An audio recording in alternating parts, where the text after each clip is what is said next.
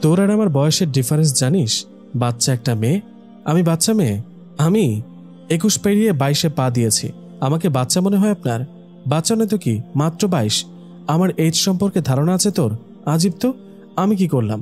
আর আপনি এজের ডিফারেন্স দেখাচ্ছেন কেন বলুন তো? কপাল কুঁচকে জিজ্ঞেস করলাম।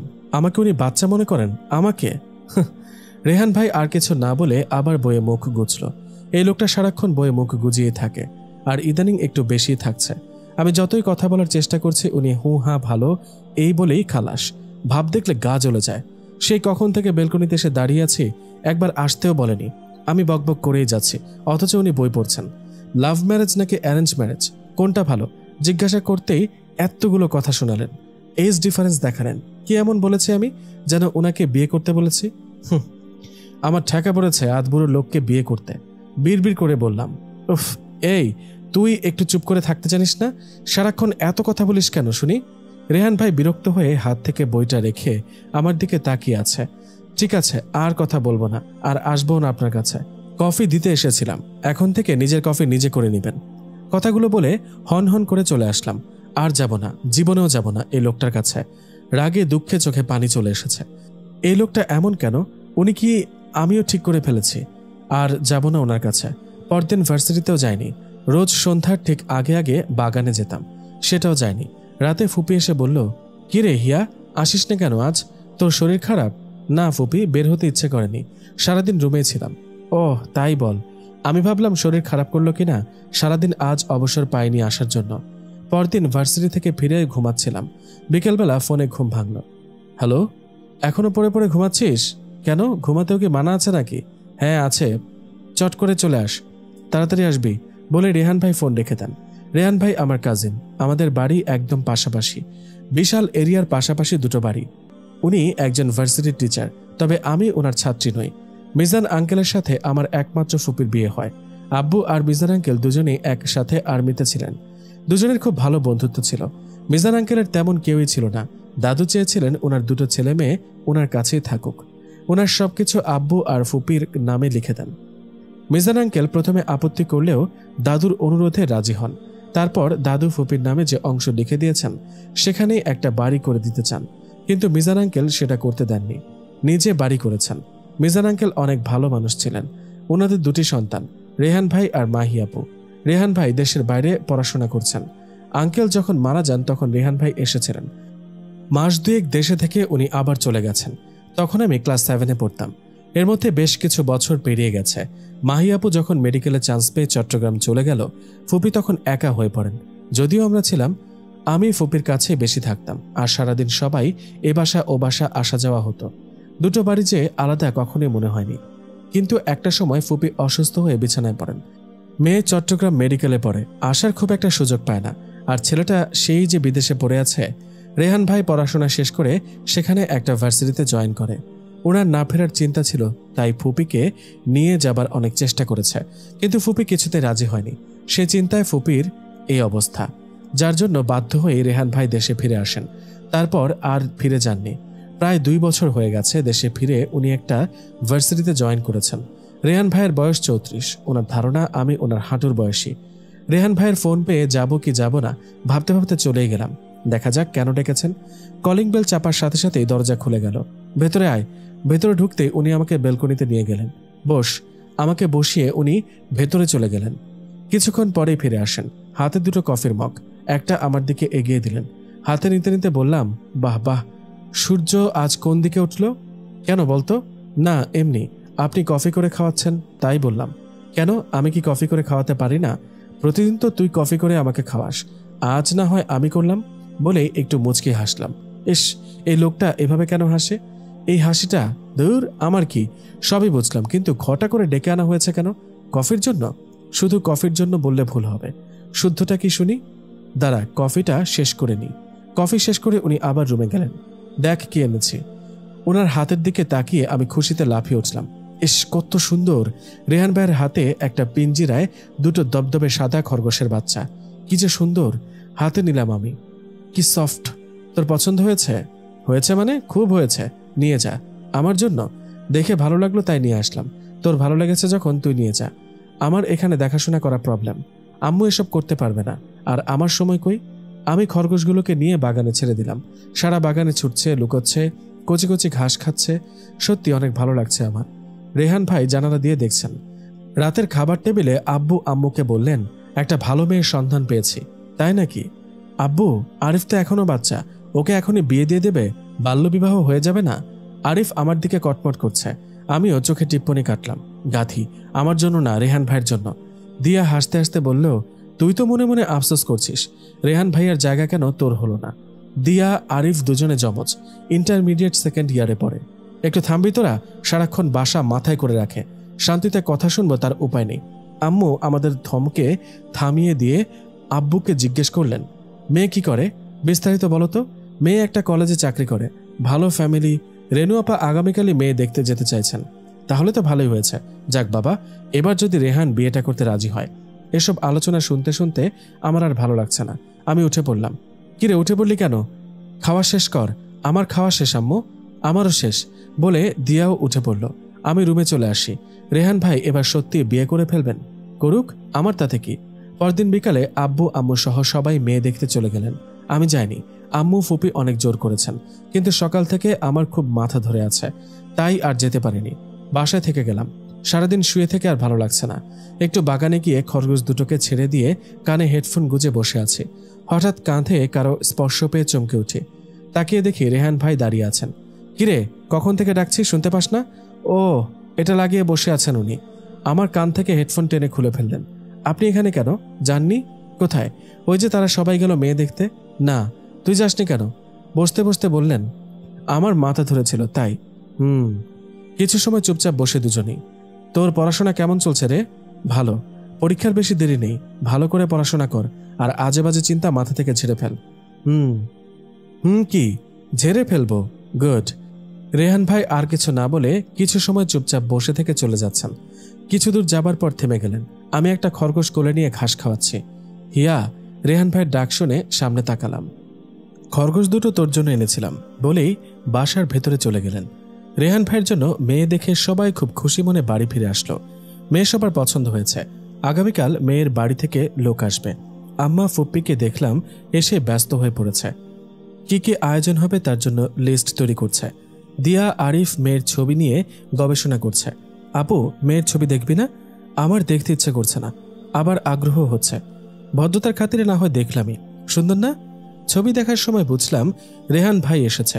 ওনাকে শুনিয়েই বললাম, বাহ, খুব সুন্দর তো, খুব বানাবে। রেহান ভাই কিছু বলল না। আরিফকে ইশারা করতেই আরিফ উঠে চলে গেল ওনার সাথে। দিয়া আবারও ছবি দেখায় মনোযোগ দিয়ে বলল, আপু দেখ এই ছবিটা। দূর, তুই দেখ বলেই আমি উঠে চলে গেলাম। আরিফ আর দিয়া আমার ছোট হলেও আমাকে তুই তুই করে ডাকে। আব্বু আম্মু অনেক চেষ্টা করেছে চেঞ্জ করতে, কিন্তু আমার ভালোই লাগে, তাই চেঞ্জ করতে দিইনি। রাতে ফুপি আর রেহান ভাই আমাদের সাথেই খেলেন। খেতে বসে আব্বু বলল, রেহান, কাল দুপুরে কিছু মেহমান আসবে, তুই কোথাও বের হবি না। রেহান ভাই শুধু ঘাড় নাড়িয়ে সায় দিল। পরদিন সকালে গরমে ছটপট করতে করতে ঘুম ভাঙল। ভেবেছিলাম ইলেকট্রিসিটি নেই, পরে দেখি না, আমার রুমের ফ্যান অফ। এই কাজ আম্মু ছাড়া আর কেউ করেনি। আমাকে ঘুম থেকে তোলার জন্য এই টেকনিক আম্মুর ভালো জানা আছে। কিন্তু এত সকাল সকাল কেন? উঠে বসলাম, কিন্তু চোখ খুলতে পারছি না। ফ্যানের সুইচটা দিয়ে আবার শুয়ে পড়লাম। আম্মু, আম্মু দেখে যাও। চিল্লানি শুনে ধরপড় করে উঠে বসলাম। ভাবলাম কি বিপদ হলো। তাকিয়ে দেখি বিপদ আমার সামনে। কি হয়েছে? কি হয়েছে? সারার মতো চেঁচাচ্ছিস কেন? এর মধ্যে আম্মু হাজির। আম্মু দেখো, আপু ফ্যান অন করে আবার ঘুমাচ্ছে। আম্মু, এত সকাল সকাল কেন এমন করো? শান্তিতে একটু ঘুমাতে দিবে না? 7টা বাজে, আরো ঘুম বাকি আছে তোর? সারা রাত ঘুমাসনি? ঘুমাবি কি করে? আজ থেকে তোর মোবাইল আর ল্যাপটপ আমার কাছে জমা দিয়ে ঘুমাতে আসবি। আমি খেটে মরি, ওনার ঘুমাতে ঘুমাতে ক্লান্ত। সারা বছর ঘুমিয়ে শুরু হয়ে গেছে আমার আম্মুর রেকর্ডিং, সেই একই কাহিনী। আচ্ছা আচ্ছা ঠিক আছে, এখন বলো আজ এত সকাল সকাল তুললে কেন? আজ যে গেস্ট আসবে খবর আছে তোর? তো আমি কি করব? তুই কি করবি মানে? আমি কি করব মানে? ওনারা জামাই দেখতে আসবে। কোণে দেখতে আসলে বুঝতাম। সকাল সকাল উঠে রূপচর্চায় লেগে পড়তাম। দেখিয়া সকাল সকাল মেজাজটা খারাপ করবি না আমার। এতগুলো মানুষের রান্না করা বাকি, কখন শেষ করব আল্লাহই জানেন। আর এইসব গোছগাছ কে করবে? তোর ফুপিকে দিয়ে করাবি? ফুপি কেন করবে? মানুষ তো আছেই, তারা করুক, আমি ঘুমাবো। যেতে পারবো না। আম্মু আমার দিকে যে দৃষ্টিতে তাকালেন, আচ্ছা বলো কি করতে হবে। আম্মু সব কাজ বুঝিয়ে দিলেন। আমি আর দিয়া সুমি আপাকে নিয়ে ড্রয়িং রুম সহ সারা বাড়ির সব গোছগাছ করব। সুমি বয়সে দিয়ার কাছাকাছি প্রায়, আমাদের বাড়িতে থাকে। মা জননীর কথা মতো কাজে লেগে পড়লাম। রেহান ভাইয়ের বিয়ে বলে কথা। আম্মু আর ফুপি কিচেন সামলাচ্ছে। প্রায় 12:30 বাজে। এমন সময় আব্বু কোথা থেকে এসে আম্মুকে আর ফুপিকে ডাকলেন। আমি কিচেনের সামনে দিয়ে যাচ্ছিলাম। আমাকে দেখেই আম্মু ডাক দিলেন, এই হিয়া, একটু এদিকে আয়। হ্যাঁ বলো। তোর আব্বু ডাকছে, তুই একটু মাছটা উল্টে দিস, না হলে পুড়ে যাবে। আচ্ছা আমি দিচ্ছি, যাও তোমরা। আম্মু আর ফুপি চলে গেল। আচ্ছা সত্যি কি রেহান ভাই বিয়ে করবেন? অন্যবার তো মেয়ে দেখতে যাবার কথা শুনলে রেগে যেতেন। এবার ইদানিং একটু বেশি অ্যাভয়েড করছেন আমাকে। নিজে থেকে যেন একটা গ্যাপ রেখে চলেছেন। আমার সাথে এমন কেন করে? আমার ভেতরটা কেমন করছে। গরম ফ্রাই প্যানটা হাতে লেগে অনেকটা পুড়ে গেছে। খুব জ্বালা করছে, চোখে পানি এসে গেছে। কিরে হয়েছে? হ্যাঁ ফুপি, এই তুলে নিচ্ছি। মাছগুলো তুলে ডাকলাম। এদিকে হাত জ্বলে যাচ্ছে, সেটা আর ফুপিকে দেখায়নি। একদিকে পোড়ায় আগুনের আঁচ লেগে আরো বেশি জ্বালা করছে। দুপুরে মেহমান আসলো। সারাদিন রেহান ভাই ওনার রুমে ছিলেন। ওনারা আসার পরেও বের হয়নি। লাঞ্চের সময় বের হয়ে আসলেন। আব্বু আম্মু ফুপি সহ মেহমানদের সাথে লাঞ্চ করলেন। তারপর জরুরি কাজ আছে বলে উঠে পড়লেন। আমি বেলকনিতে দাঁড়িয়েছিলাম। রুমে যাবার সময় যখন দেখলেন আমি এখানে, উনি আসলেন। এখানে কি করছিস? কিছু না। হাতে কি হয়েছে? আমার হাতটা একটু আড়ালেই ছিল, তেমন কিছু না, একটু পুড়ে গেছে। দেখি বলেই টেনে আমার হাত দেখলেন। এটা তোর একটু মনে হচ্ছে? কিভাবে পড়ল? ফ্রাই প্যান লেগেছিল। আয় আমার সাথে। কোথায়? জাহান্নামে। কেন, যেতে আপত্তি আছে? এই লোকটা সোজা করে মনে হয় কথা বলতে শেখেনি। আমাকে টেনে রুমে নিয়ে গিয়ে ফার্স্ট এইড বক্স খুলে ঔষধ লাগিয়ে দিচ্ছে। কই থেকে কাজ করিস? হাতে লাগে কিভাবে? করতে পারিস না তো যাস কেন? আমি তাকিয়ে তাকিয়ে দেখছি উনি ঔষধ লাগিয়ে দিচ্ছেন। করতে পারি না কে বলল? আমি খুব ভালোই রান্না করতে পারি। জানি জানি, একটু সাবধানে করতে পারিস না? কতটুকু পড়ে গেল? নিশ্চয়ই খুব জ্বালা করছে। করছে তো, খুব জ্বালা করছে। রেহান ভাই একবার শুধু তাকালেন আমার দিকে। রেডি হয়ে নে। কেন? আমার সাথে বের হবি। এখন? তো কখন? বাসায় গেস্ট আছে, এখন বের হবো কিভাবে? গেস্ট আছে তো তোর কি প্রবলেম? তোকে দেখতে আসছে, সেজেগুজে সামনে যাবি? আবার তারা তারা কথা শুরু করেছে। সোজা কথা কি বের হয় না মুখ থেকে? আমার কিছু না, তবে আমার পেটও জ্বালা করছে। পেটে জ্বালা করছে কেন? ক্ষুধা পেয়েছে। আমি খাইনি এখনো। এত সময় হয়ে গেছে খাসনি? যা তাড়াতাড়ি খেয়ে আয়। গেস্ট এসেছে রেহান ভাইকে দেখতে। এখন ওনাদের সামনে আমাকে নিয়ে উনি বেরিয়ে যাবেন, এটা ভালো দেখায় না। ওনারা কি না কি ভাববেন। যদিও রেহান ভাই কখনো কারো ভাবনার তোয়াক্কা করেন না, কিন্তু আমার কাছে ভালো লাগবে না, তাই ইচ্ছে করেই লেট করলাম। গেস্টরা চলে গেছেন, ওনাদের অনেক পছন্দ হয়েছে ওনাদের। এখন শুধু রেহান ভাই মেয়েকে দেখবেন, তারপরেই এঙ্গেজমেন্ট হবে। আর সেই দিনই বিয়ের দিন তারিখ ঠিক করা হবে। রেহান ভাই আমাকে নিয়ে বের হবার সময় বলল, মা, হিয়াকে নিয়ে একটু ডাক্তারের কাছে যাচ্ছি। সবাই চমকে উঠল। হিয়ার কি হয়েছে? হাত পুড়ে গেছে। কাউকে দেখায়নি? ও মা, কখন পড়ল? আম্মু আর্তনাদ করে উঠল। কিরে বললি না কেন? কিভাবে পড়ল? মাছ উল্টাতে গিয়ে। দেখেছ? কই, আমাকে তো তখন বললি না। সবাই খুব বকাঝকা করল। ডাক্তার ড্রেসিং করিয়ে আরো অনেক ঔষধ দিয়ে দিলেন। হাতের কবজির ঠিক নিচে পড়েছে। ডাক্তার দেখিয়ে ফেরার সময় আমি চুপচাপ বসে আছি। রেহান ভাই ড্রাইভ করছেন। তোকে কিছু কথা বলা দরকার, বলেন। রেহান ভাই গাড়িটা রাস্তার পাশে সাইড করে রেখে কিছু সময় চুপচাপ বসে থাকে। আমি ওনার মুখের দিকে তাকিয়ে আছি আগ্রহ নিয়ে কথা শোনার জন্য। উনি একবারও আমার দিকে তাকাননি। হিয়া, তুই বড় হয়েছিস, অনেক কিছুই বুঝিস। আমি বুঝি তোর মনে কি চলছে। তুই আমাকে নিয়ে কি ভাবিস? সত্যি আপনি বুঝেন? তুই যা ভাবছিস তা সম্ভব নয়। আমি কি ভাবছি? আমার এমন প্রশ্নে রেহান ভাই কিছুটা অপ্রস্তুত হয়ে গেছেন। দেখ, আমি কিন্তু সিরিয়াস কিছু কথা বলছি। আমিও সিরিয়াসলি শুনছি। শুনছিস না? আপনি কি সত্যি বিয়ে করবেন? জানি না। আচ্ছা, কেন সম্ভব না? তুই আমার 12 বছরের ছোট, বাচ্চা একটা মেয়ে। দুটো পরিবার কখনো আমরা কেউ আলাদা করে দেখিনি। বুঝতে পারছিস, মামা মামি যদি এসব শোনেন ওনারা কি ভাববেন? তাছাড়া কি, তুই ভালো করে জানিস আমি এসব নিয়ে কিছু ভাবি না। তোর মনে কি চলছে সেটা আমি বুঝতে পারছি বলেই তোকে সাবধান করছি। দেখ হিয়া, আমি চাই তুই ভালো থাক। মন ভাঙলে সহ্য করতে পারবি না। তোকে কষ্ট দেওয়ার কোনো ইচ্ছাও নেই আমার।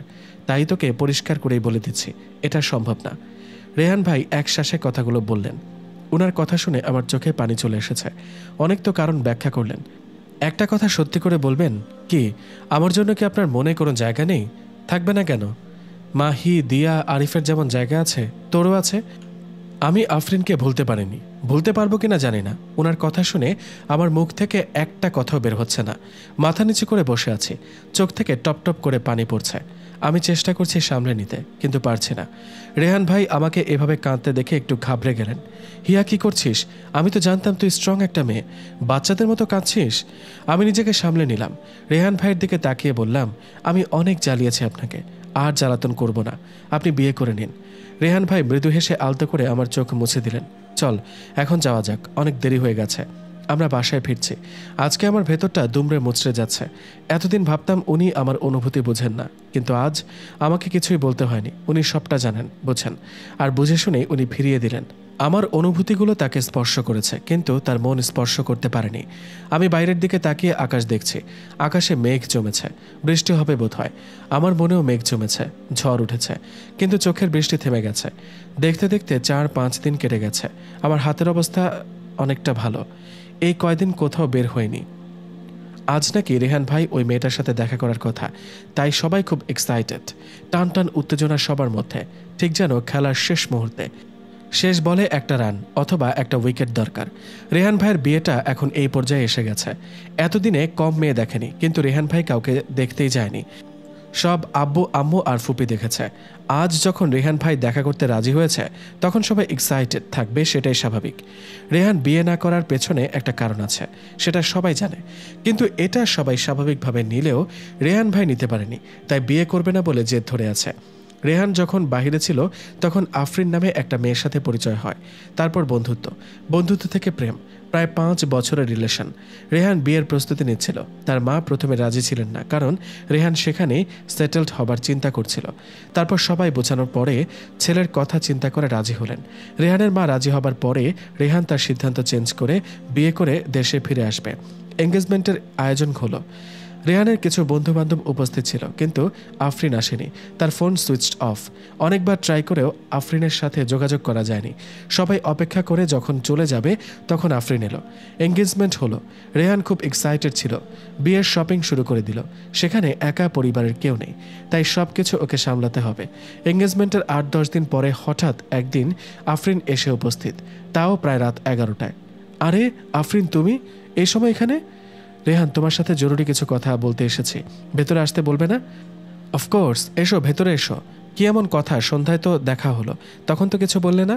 অনেক ভাবলাম কি করা উচিত, আমি বুঝতে পারছিলাম না। এখন আমি মাইন্ড স্থির করে ফেলেছি। কি ব্যাপার রিন? আফরিনকে সবাই রিন বলেই ডাকে। তুমি কি নিয়ে কথা বলতে চাইছো আমি বুঝতে পারছি না। তুমি কি সত্যিই বিয়ের পর দেশে ফিরে যেতে চাও? রিন, এটা নিয়ে আমরা আগেই কথা বলেছি, তাই না? আমার আম্মু একা সেখানে, উনি কিছুতে এখানে আসতে রাজি হচ্ছেন না। মাহির বিয়ে হয়ে গেলে উনি একদম একা হয়ে পড়বেন। উনি আমাদের বিয়েতে মত দিয়েছেন, এখন ছেলে হিসেবে আমার দায়িত্ব পালন করব না? ওকে, তাহলে আজ ফাইনাল ডিসিশন হোক। এঙ্গেজমেন্ট হয়ে গেছে, এখন আর কি ডিসিশন বাকি? বিয়ে তো হয়ে যায়নি। কি বলতে চাইছো রিন? রেহান, কাম অন, বিয়ে ছোটোখাটো একটা বিষয় না, সারা জীবনের ব্যাপার। আমি যদি হ্যাপি না থাকতে পারলাম, সে বিয়ের কোনো মানে আছে? তুমি আমার সাথে হ্যাপি নাও?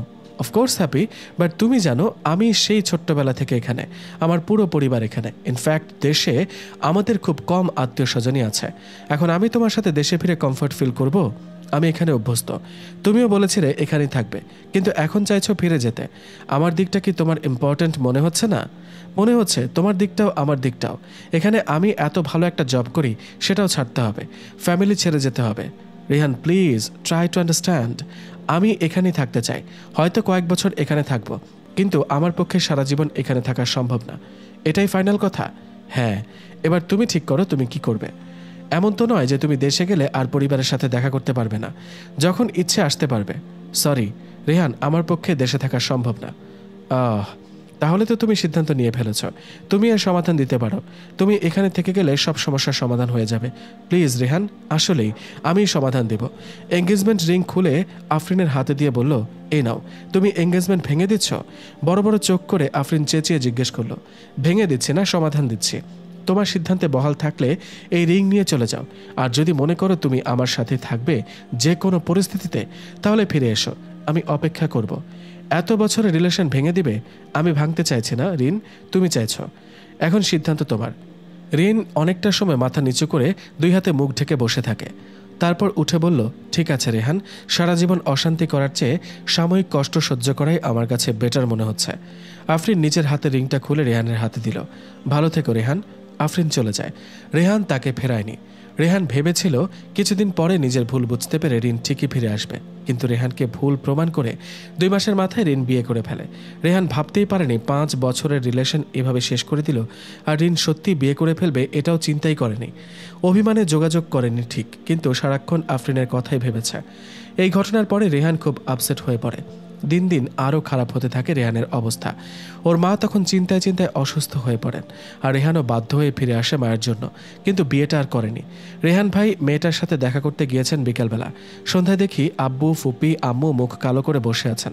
আপা, তোমার ছেলের বিয়ের আশা এই জন্মের মতো ছেড়ে দাও, আমি আর কোনো মেয়ে দেখতে যাব না ওর জন্য।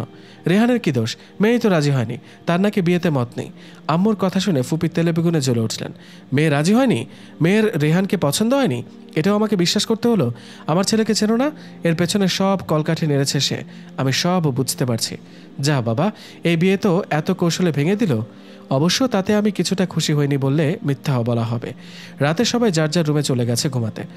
আরিফের রুমে যাচ্ছিলাম একটা কাজে। আরিফের রুমে আব্বু আম্মুর রুমের সামনে দিয়ে যেতে হয়। হঠাৎ কানে আসলো আমাকে নিয়ে কথা হচ্ছে। রেহান ভাইয়ের নামও শুনতে পেলাম। কি কথা হচ্ছে শোনার জন্য আরেকটু এগিয়ে দরজার কাছে দাঁড়ালাম। দরজা সামান্য খোলা ছিল, কথাগুলো স্পষ্টই শুনতে পেলাম। রেহান কি হিয়াকে পছন্দ করে? আব্বু আমাকে জিজ্ঞেস করলেন। এমন তো কোনো কিছু মনে হয় না, তবে রেনু আপা হিয়াকে খুব পছন্দ করেন। উনি চেয়েছিলেন রেহান হিয়াকে বিয়ে করুক, কিন্তু এই ছেলের যা মতিগতি। কই, আপা তো আমাকে কখনো কিছু বলেনি। বলার মতো কিছু থাকলে তো বলবে। রেহান বিয়ে করতে রাজি না, এখন যদি হিয়ার সাথে বিয়ের কথা হয় আর রেহান রাজি না হয়, তখন কি একটা বিশ্রী অবস্থা হবে। আপা হিয়াকে নিজের মেয়ে থেকে কম দেখে না কোনোদিন। হিয়াকে এমন একটা বিশ্রী পরিস্থিতিতে ফেলতে চান না। এটাও ঠিক, আব্বু গম্ভীরভাবে বললেন। তবে আম্মুর তবে শুনে আব্বু বললেন, তবে কি? রেহানের মনে কি আছে জানি না, তবে তোমার মেয়ের মনে কি আছে জানি। হিয়ার মনে আর কি আছে? হিয়া রেহানকে পছন্দ করে, তাই নাকি? তোমাকে বলেছে কিছু? দূর, আমাকে বলবে? মায়ের চোখ ফাঁকি দেওয়া এত সহজ না। রেনু আপাও জানেন। বাহ, তুমিও জানো, আপাও জানে, শুধু আমি জানি না। আরে সবসময় সবকিছু জানতে হয় না, সময়ে জানলেই চলবে তোমার। হ্যাঁ, আমি তো গাধার খাটুনি খেটে মরি, এসব জেনে কি হবে? বাজে বকো না তো। আপা এবার খুব ক্ষেপে আছেন রেহানের ওপর। সেটাই তো স্বাভাবিক, একটার পর একটা বিয়ের সম্বন্ধ ভেঙে দিচ্ছে। কি যে চায় আল্লাহই ভালো জানেন। রেহান যাই হোক, হিয়া বড় হয়েছে, সামনে অনার্স ফাইনাল দিবে। এবার কিন্তু আমাদের ভাবা উচিত। ভালো ছেলের খোঁজ করো। ঠিক বলেছ। লাইট অফ করে দাও তো, ঘুম পাচ্ছে। আমি সরে আসলাম। আরিফের রুমে আর যাইনি, সোজা নিজের রুমে চলে আসি। যে যাই ভাবুক, রেহান ভাইয়ের মনে আমি নেই, এটাই সত্যি। আমার খারাপ লাগলেও এটাই সত্যি, আমার কষ্ট লাগলেও এটাই সত্যি। ওনার মনে এখনও অন্য কেউ আছে। বিকেলবেলা বাগানে গেলাম। খরগোশ দুটোর সাথে সময় কাটাতে বেশ ভালো লাগে আমার। দোলনায় হালকা দোল খাচ্ছি আর খরগোশ দুটোর লুকোচুরি দেখছি। বাগানের অন্য পাশে দেখলাম রেহান ভাই ফোনে কথা বলছেন। ব্লু কালার টি শার্টে ওনাকে খুব বেশি হ্যান্ডসাম লাগছে। এই লোকটাকে দেখে ওনার বয়স অনুমান করা অসম্ভব। ভার্সিটির মেয়েদের ক্রাশ হবে না কেন? ওনার মতো ব্যক্তিত্ব, কথা বলার স্টাইল, অমায়িক হাসি, যে কোনো মেয়ের মন ছুঁয়ে যাবার মতো। আমাকে দেখতে পেয়ে ফোন রাখতে রাখতে আমার দিকে আসছেন। কিরে, কি করছিস? বসে পড়লেন আমার পাশে। কিছু না, বসে আছি। তোর খরগোশ দুটো কেমন আছে? ভালো আছে। বাহ, আরও সুন্দর হয়ে গেছে এই কদিনে। মন খারাপ না তো? তো এভাবে কথা বলছিস কেন? কিভাবে বলছি? রাগ আমার উপর? না তো, রাগ হব কেন? তাহলে আগের মতো কথা বলছিস না কেন? কেমন করে যেন কথা বলছিস, আগের মতো বাসায় আসিসও না। আমি তো ঠিক করেই কথা বলছি, যেভাবে বলা উচিত। বলেছিলাম না জ্বালাতন করব না, তাই করছি না। তাই বলে এভাবে বেশি পাকামো করতে হবে না, আগের মতোই চলবেন। আপনার এই অদ্ভুত ব্যবহার সবার চোখে বাঁচবে, বুঝছিস? বুঝেছি, গুড। হঠাৎ দেখে আমাদের বেলকনিতে আম্মু আর ফুপি কথা বলছেন। দু একবার আমার দিকে তাকাচ্ছে না। গতকাল রাতের কথা মনে পড়ে গেল। কি ভাবছেন ওনারা? ভাবতেই তাই নর্মাল ব্যবহার করার চেষ্টা করলাম, কিন্তু ভেতর থেকে একটা অস্বস্তি হচ্ছে। আম্মু আর ফুপিকে একসাথে দেখার পর উঠে যে চলে যাব সেটাও অশোভন দেখায়। আমাকে উদ্ধার করে দিয়ে আরিফ আর দিয়া হাজির। যাক বাবা, এবার পরিবেশটা ঠিকঠাক লাগবে। চারজনের সন্ধ্যা পর্যন্ত আড্ডা চলল। ওই দিন রেহান ভাইয়ের কথাগুলো শোনার পরে তারপর আব্বু আম্মুর আলোচনা শুনে আমি যতই না স্বাভাবিক থাকার চেষ্টা করছি, কিন্তু পারছি না। এর মধ্যে পরীক্ষার দরজায় কড়া নাড়ছে। এই সুযোগ, এক অজুহাতে নিজের রুমে বেশি সময় কাটাচ্ছি। পড়াশোনা নিয়ে ব্যস্ত হয়ে পড়লাম। ধীরে ধীরে আমিও স্বাভাবিক হয়ে গেলাম। দেখতে দেখতে আমার পরীক্ষা শেষ। একদম ফ্রি হয়ে বাসায় সময় কাটাচ্ছি। এর মধ্যে ছোট মামা হাজির। ছোট মামা মামানি দেশের বাইরে থাকেন। 3 মাসের জন্য দেশে ছুটি কাটাতে এসেছেন, সাথে ওনাদের 5 বছরের ছেলে নুহাস। এখানে কয়েকদিন ওনাদের সাথে খুব হইচই করে নুহাসকে নিয়ে সময় কেটে গেল। ওনারা বাড়িতে ফিরে যাবার আগে আমাকে ওনাদের সাথে নেয়ার জন্য বায়না ধরল।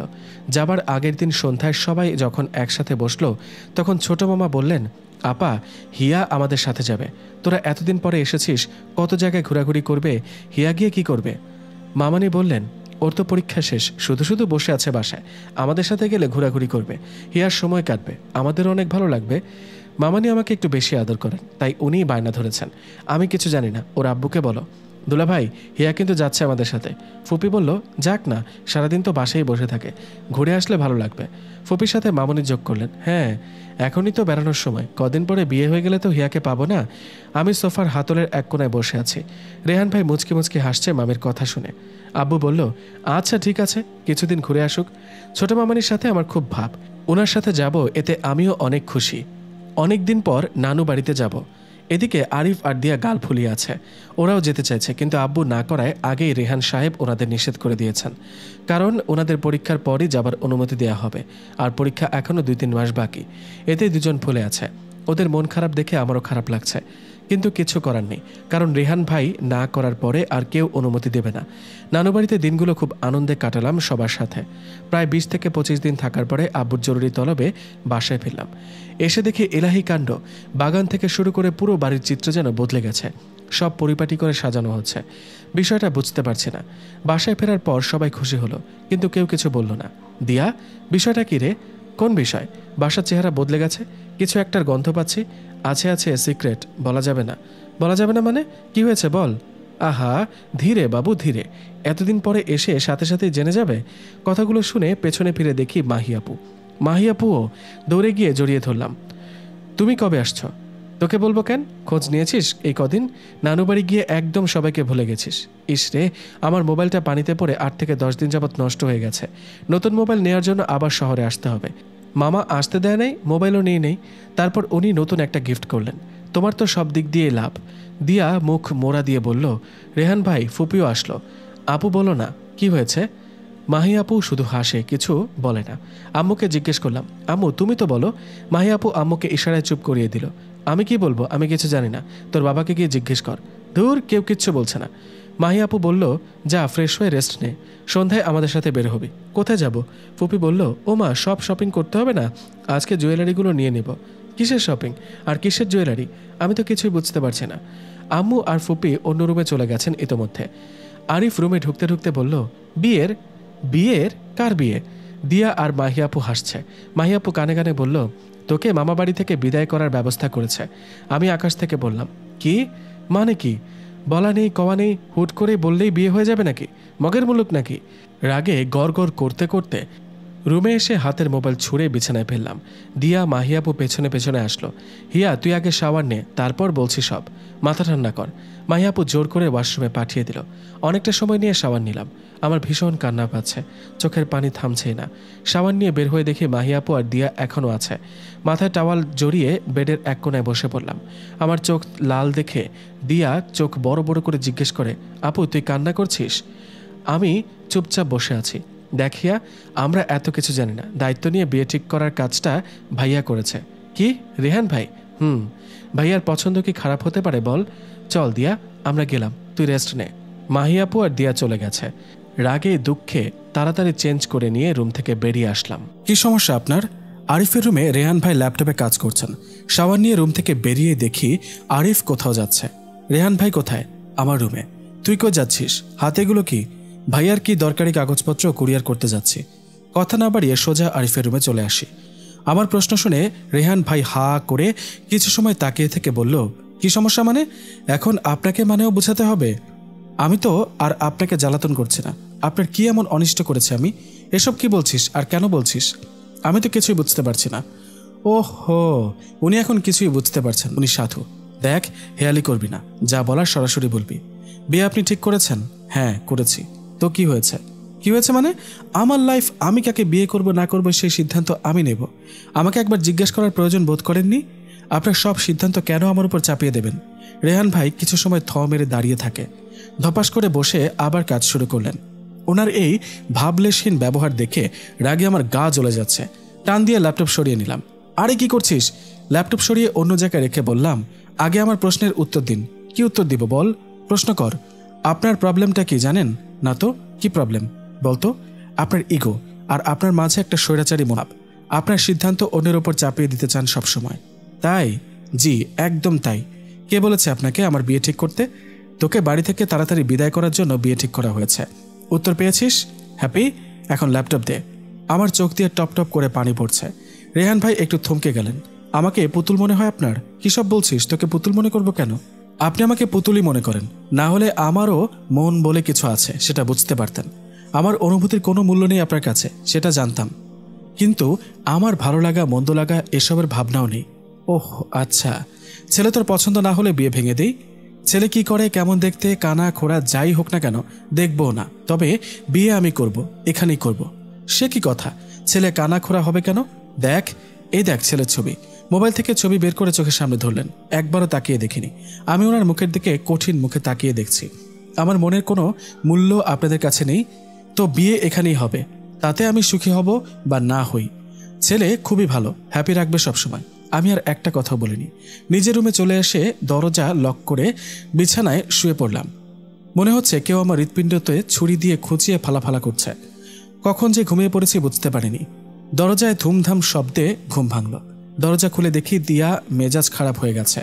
তোর আর কোনো কাজ নেই? আমি একটু ঘুমালে তোর কি অশুদ্ধ হয়ে যায় শুনি? সহ্য হয় না? এত মেজাজ দেখাচ্ছিস কেন? আম্মু ডাকছে, গেস্ট আসছে। কিসের গেস্ট? আরে ছেলেপক্ষের, তারা বিয়ের জন্য যে রিসোর্ট বুকিং দিয়েছিল সেখানে একটা অ্যাক্সিডেন্ট হয়ে গেছে। পুলিশ ব্লক করে দিয়েছে। ওনারা হোটেলে উঠতে চেয়েছিল, কিন্তু আব্বু ফুপি তারা ওনাদের জোর করে বাসায় নিয়ে আসছে। বাসায় নিয়ে আসছে মানে? আব্বু বলছে দুটো বাড়িতে এতগুলো রুম খালি পড়ে থাকতে কেন গেস্ট হোটেলে থাকবে? আজীব তো, ওনাদের কি বাড়িঘর নাই? এসবের মানে কি? তুই দেখি কিছুই জানিস না। আম্মু বলেনি? ওনারা চিটাগং থেকে এসেছেন, 8 থেকে 10 দিন থেকে বিয়ের পরে একেবারে যাবেন, এই জন্য একটা রিসোর্ট বুকিং করেছিলেন। আম্মু কই? নিচে আছে, তুই তাড়াতাড়ি আয় বলে দিয়া চলে গেল। নানুবাড়ি থেকে এসে যা হচ্ছে তাতে আমার মাথা গুলিয়ে যাচ্ছে।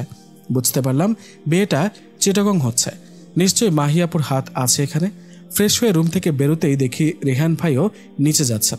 আমাকে দেখেই বললেন, এখনো যাসনি নিচে? আমি কিছু না বলে চুপচাপ নিয়ে চলে আসি। এসে দেখি 8 থেকে 10 জন মানুষ। আমাকে দেখে একজন অল্প বয়স্ক মহিলা বললেন, আরে তুমি তো হিয়া। আমি সালাম দিলাম। কেমন আছো তুমি? ভালো, আপনি? অনেক ভালো। আমার একমাত্র দেবরের বিয়ে, আর আমি ভালো থাকবো না? বলেই মিষ্টি করে হাসলেন। মায়ের কাছে তোমার অনেক গল্প শুনেছি। আমি রিয়াদের ভাবি, আর এই আমার মেয়ে তিথি। 7 থেকে 8 বছরের মিষ্টি একটা মেয়েকে দেখিয়ে বললেন, এসো বসো আমাদের সাথে। আমাকে হাতে ধরে নিয়ে গেলেন সবার মধ্যে। আমি খুব আনইজি ফিল করছিলাম। রেহান ভাই, আম্মু সবাই এখানে। পাশে বসে একটা মেয়ে বলল, আপু আমি রাইসা, রিয়াদ ভাইয়ের ছোট বোন। কেমন আছো তুমি? আমি ভালো আছি। সেদিন যখন এসেছিলাম তুমি তো ছিলে না, তাই দেখা হয়নি। কোন দিন? এঙ্গেজমেন্টের দিন। আমিও এসেছিলাম আব্বুর আম্মুর সাথে। ও না বুঝে ও বললাম, কিসের এঙ্গেজমেন্ট? মাথায় ঢুকছে না। মাহি ভাবি তো সব সময় তোমার কথা বলে। মাহি ভাবি? আরে দুদিন পরে তো ভাবি ডাকতেই হবে, তাই আগেই অভ্যাস করছি। সবাই রাইসার কথা শুনে হেসে উঠল। সবটা ক্লিয়ার এখন। ওদিকে এদিকে তাকিয়ে মাহি আপুকে খুঁজছি, কিন্তু এখানে নেই। রেহান ভাই আমার দিকে তাকিয়ে মিষ্টি মিষ্টি হাসছে। এই হাসি দেখে গা জ্বলে যাচ্ছে আমার। মাহিয়াপুর বিয়ে কি ভয় দেখালো আমাকে। বাসা ভর্তি মানুষ। প্রথমে খেয়াল না করলেও পরে ভালো করে দেখলাম। রিয়াদ ভাইয়া দেখতে মাশাআল্লাহ মাহিয়াপুর সাথে অনেক সুন্দর মানিয়েছে। ওনার সাথে কথা বলেও ভালো লাগলো। অনেক মিশুক একজন মানুষ। শুধু উনি নন, ওনার ফ্যামিলির সবাই অনেক মিশুক। মাহিয়াপু ওনার সাথে ওনাদের ফ্যামিলিরও অনেক ভালো সম্পর্ক। মাহিয়াপুর প্রেমের বিয়ে। ইন্টার্নশিপ শেষ করে বাসায় ফিরে এসেছে মাহিয়াপু। রিয়াদ ভাইয়াও ডাক্তার হবেন ভেবেছিলাম, কিন্তু উনি একজন সরকারি কর্মকর্তা। মাহিয়াপু এতদিন চট্টগ্রাম থেকে এত দূরে এগিয়েছে, আমরা টেরই পাইনি। অবশ্য রেহান ভাইকে নিজে জানিয়েছে। মাহিয়াপুকে কোথাও দেখতে না পেয়ে ফুপির বাসায় গেলাম। উনি হালকা সাজুগুজু করে রুম থেকে কেবল বের হবেন, তখনই আমি হাজির। কি এভাবে কি দেখছিস? তোমাকে? আমাকে জীবনে প্রথম দেখছিস? দেখ তবে ভালো করে দেখ। মাহিয়াপু একটা ভাব নিয়ে দাঁড়িয়ে আছে। দেখে তো মনে হয় না কোনোদিন ভাজা মাছ উল্টে খেতে পারো। তলে তলে এত দূর?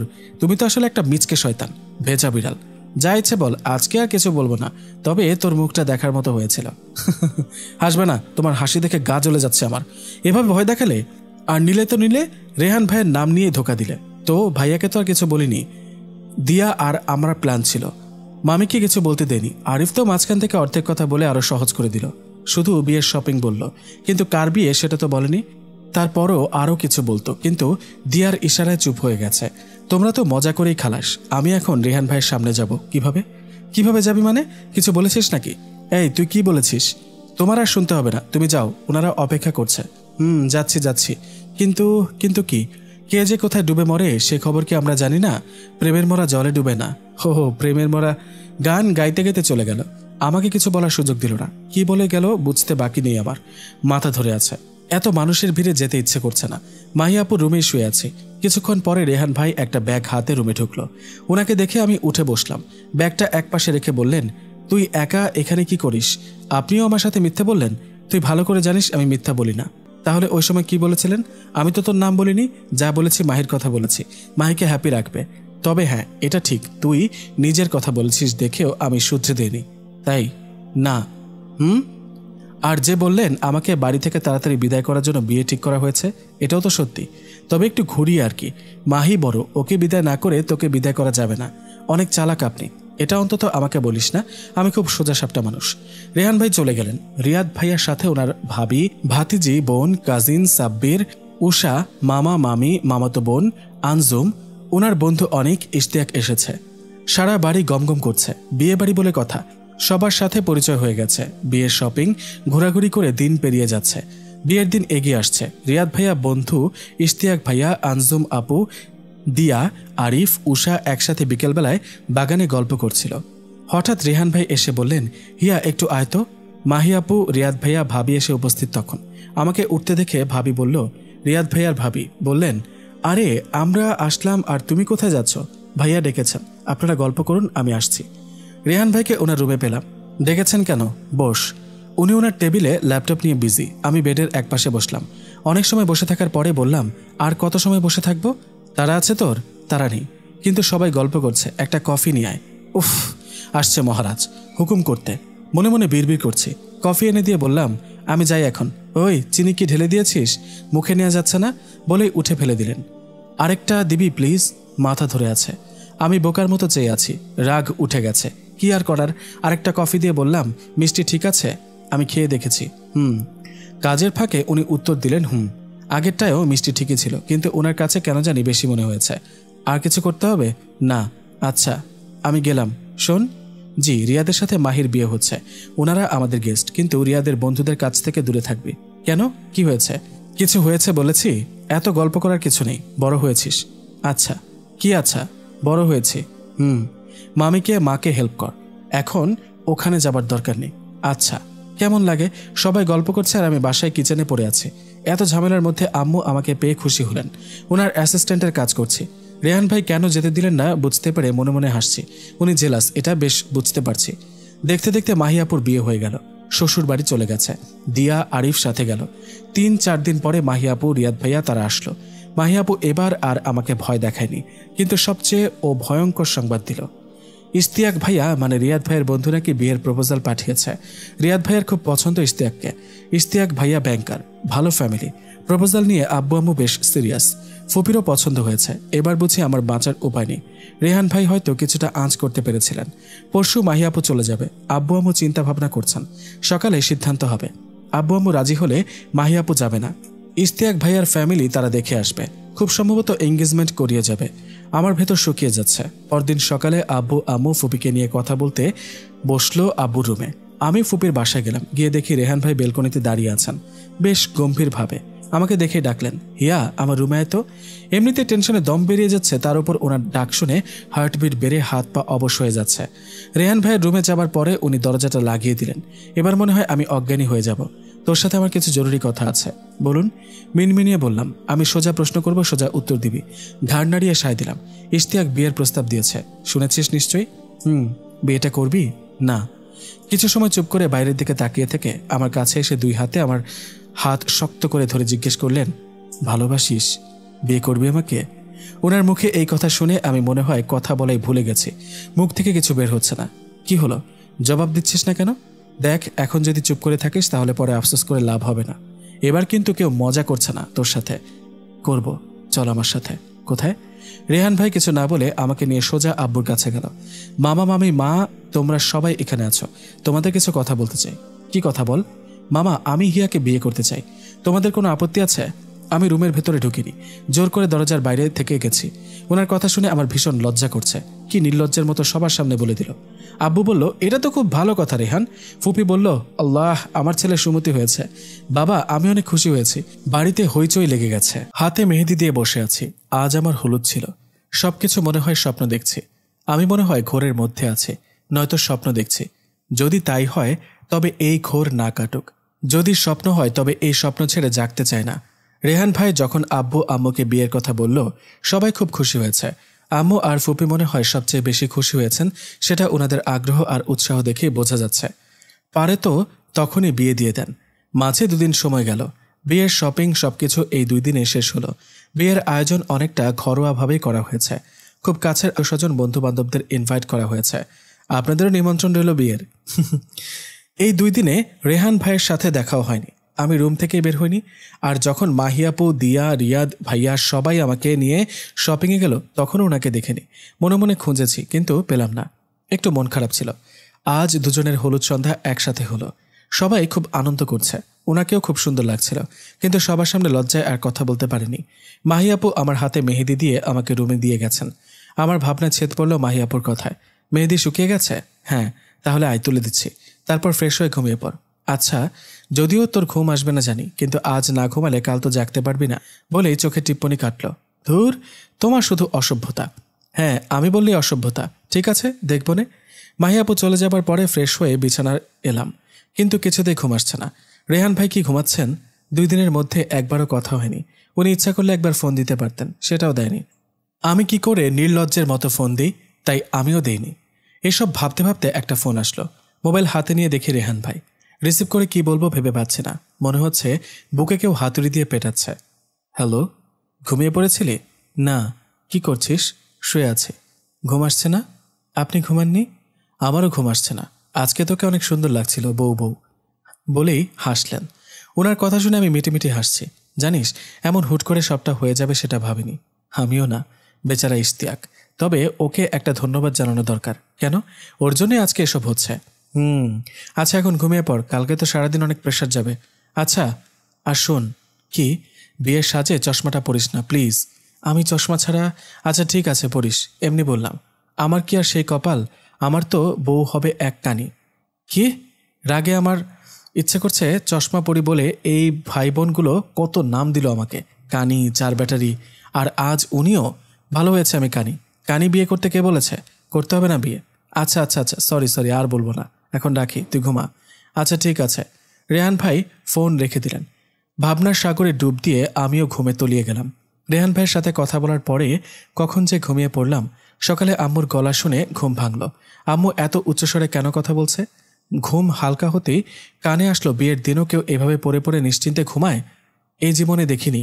এবার যদি না উঠি শিয়া, এই যা তো, তোর আব্বুকে ডেকে আন। আম্মুর কথা শুনে মনে পড়ল আজকে আমার বিয়ে। তড়িঘড়ি করে উঠে বসলাম। দেখি দিয়া আর আম্মু দাঁড়িয়ে। আম্মুর চোখে মুখে বিরক্তি। এবার উঠে উদ্ধার করেন আমাকে। বিয়ের দিনেও ওনাকে 10 জনে ডেকে তুলতে পারে না। আমি আশেপাশে ভালো করে তাকিয়ে বললাম, আম্মু, তোমরা তো 2 জন, বাকি 8 জন কই? আম্মু আমার দিকে অগ্নি দৃষ্টিতে তাকিয়ে রাগে বিড়বিড় করতে করতে চলে গেল। মাঝে মধ্যে আম্মু যখন রেগে যায় তখন আরেকটু রাগিয়ে দিতে আমার খুব মজা লাগে। তোর কপাল ভালো আজকে তোর বিয়ে, না হলে আম্মু যা রেগে আছেন, কতক্ষণ ধরে ডেকে যাচ্ছে, তোর ওঠার নাম নেই। তাড়াতাড়ি ফ্রেশ হয়ে নিচে আয়। দিয়াও চলে গেল। আজ বিয়ে। মনে পড়তেই হাত পা যেন জমে আসছে। বিয়ে করা এত ঝামেলা? ধুর, এই আধমনের বিয়ের ড্রেস পরে সারাদিন সংসারে বসে থাকা অনেক বিরক্তি লাগছে আমার। আমি কখন এই আজাব থেকে বের হব? প্রাণটা হাঁসফাঁস করছে। ঘরোয়া আয়োজন বললেও আমি তো দেখছি লোকজনের অভাব নেই। এত লোক কোথা থেকে আসলো? রেহান ভাই কিছু সময় পাশে বসেছিল, তারপর উঠে কার সাথে কথা বলায় ব্যস্ত। দিয়া, মাহিয়াপু সবাই ব্যস্ত। এদিকে আমার অবস্থা খারাপ। ওয়াশরুমে যাব তার উপায় নেই। কাউকে সামনে দেখতে না পেয়ে এদিক সেদিক তাকিয়ে মাহিয়াপুকে দেখে ইশারা করতে কাছে আসলো। রাইবাদিনী ননদিনী, পাইছি তোমারে। অনেক তো মজা করছিল আমারে নিয়া। এখন তোমার একটু খাটিয়ে শোধটা নিয়েই নেব। কিছু লাগবে তোর? তোমরা সবাই কই থাকো? এইদিকে আমার দম বেরিয়ে আসছে। আর কত সময় এভাবে থাকতে হবে?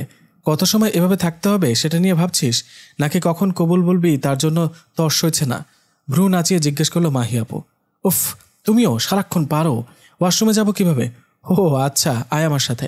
এই লেহেঙ্গা পরে হাঁটা যাচ্ছে না তো, এটা তো একটু ধরে রাখতে হবে, তাই তো? ওই দিয়া, হ্যাঁ কি হয়েছে বলো? হিয়া ওয়াশরুমে যাবে, একটু হেল্প কর। মাহিয়াপু আর দিয়া লেহেঙ্গা সামলাতে সামলাতে নিয়ে গেল। ওয়াশরুমের গ্লাসে নিজেকে ভালো করে খুঁটিয়ে খুঁটিয়ে দেখছি। উফ, কি সুইট লাগছে আমাকে। ওই হিয়া, ওয়াশরুমে ঢুকে ঘুমিয়ে পড়ছিস? মাহিয়াপু তাড়া দিচ্ছে। ধুর, নিজেকে বউ বউ দেখতে কত সুন্দর লাগছে, ইচ্ছে তো হচ্ছে নিজেকে একটা চুমু খেতে। হাতে একটা চুমু দিয়ে আলতো করে গালে ছুঁয়ে দিলাম। আপুর তাড়ায় ওয়াশরুম থেকে বের হলাম। আপু, আমার কেমন যেন লাগছে। কেমন লাগছে জানি না, হাত পা জমে আসছে, মনে হয় অজ্ঞান হয়ে যাব। লক্ষ্মী বোন আমার, এত টেনশন নিচ্ছিস কেন? এজন্য এমন হচ্ছে। দেখো আমি ঘেমে যাচ্ছি এসির মধ্যে থেকেও। আয় তুই বস এখানে, তোকে ঠান্ডা শরবত করে দিচ্ছি, ভালো লাগবে। আপু আমাকে নিয়ে ব্যস্ত হয়ে পড়ল। আমি মনে মনে হাসছি। খাটো খাটো, খুব মজা করেছিলে দুজনে। বেকুব বানিয়ে ছেড়েছ। বিয়ে পড়ানোর সময় কবুল বলতে গিয়ে আমার ভীষণ কান্না পাচ্ছিল। আমি সেই নিজের বাড়িতে থাকবো, বাবা মাকেও ছেড়ে দূরে যেতে হচ্ছে না। আমি যাকে মনে মনে চেয়েছিলাম সেই মানুষই এসেছে আমার জীবনে, তাকেই আপন করে নিচ্ছি, তবুও কান্না পাচ্ছিল। বিয়ে জিনিসটা কেমন, কবুল বলার সাথে সাথে আরেকজন মানুষের জীবনের সাথে আজীবনের জন্য জড়িয়ে যাওয়া, কত দায়িত্ব গ্রহণ করা, নিজের ব্যক্তিগত স্বাধীন জীবন কাউকে প্রবেশাধিকার দেয়া, কত কিছু মাথায় আসছে। বিয়ের পর্ব সমাধান হলো। অবশেষে আমি ওনাকে পেলাম। রাতে মাহিয়াপু দিয়া আমাকে রেহান ভাইয়ের রুমে দিয়ে চলে গেল। রুমটা খুব সুন্দর করে ফুল দিয়ে সাজানো। এই রুমটা আমার অপরিচিত নয়, কতবার এসেছি এই রুমে, তবু একটা অস্বস্তি হচ্ছে। প্রায় আধ ঘন্টা পরে রেহান ভাই রুমে আসলো। ওনাকে দেখে বুকের ভেতর সেই হাতুড়ি পেটানোর শব্দ শুনতে পাচ্ছি। হাত পা ঝিমঝিম করছে। রেহান ভাই আর আমি একটা রুমে, আমরা স্বামী স্ত্রী। ভাবতে আমার, উনি কি বলবেন এখন? আমি তো কথা খুঁজে পাচ্ছি না। এখানে স্ট্যাচু হয়ে আছিস কেন? ঠিক আছিস তো? ওনার কথা শুনে বুকের ওপর থেকে একটা পাথর সরে গেছে যেন। ঠিক আছে। রেহান ভাই আমার দিকে তাকিয়ে আছে। আমি চোখ নামিয়ে নিলাম। তোকে আজ অনেক সুন্দর লাগছে। ওনার কথা একটু লজ্জা পেলাম, চোখ নামিয়ে নিলাম। জামাইকে সালাম করতে হয়, সেটাও জানিস না?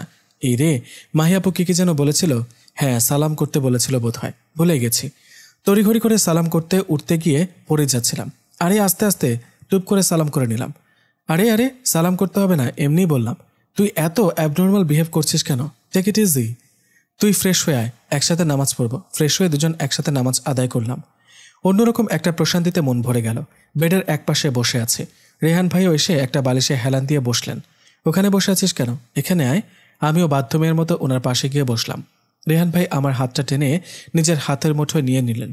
ওনার স্পর্শে অদ্ভুত একটা অনুভূতি হচ্ছে আমার। ওই দিন আমার কথায় খুব কষ্ট পেয়েছিলি? হালকা মাথা নেড়ে জবাব দিলাম। আমি নিজেই বুঝতে পারছিলাম না কি করব, সবাই কিভাবে রিয়েক্ট করবে। কিন্তু যেদিন ইশতিয়াককে দেখলাম তোর পেছনেই বেশি ঘুরঘুর করছে, আমার খুব রাগ হচ্ছিল। আপনি জেলাস ছিলেন? হ্যাঁ ছিলাম। তোর পাশে অন্য কাউকে সহ্য করতে পারবো না, সেটা অনেক আগেই বুঝতে পেরেছি। কিন্তু কিন্তু কি? বিবেক বাধা দিচ্ছিল। মনে হচ্ছিল আমার আর তোর মাঝে অনেক গ্যাপ।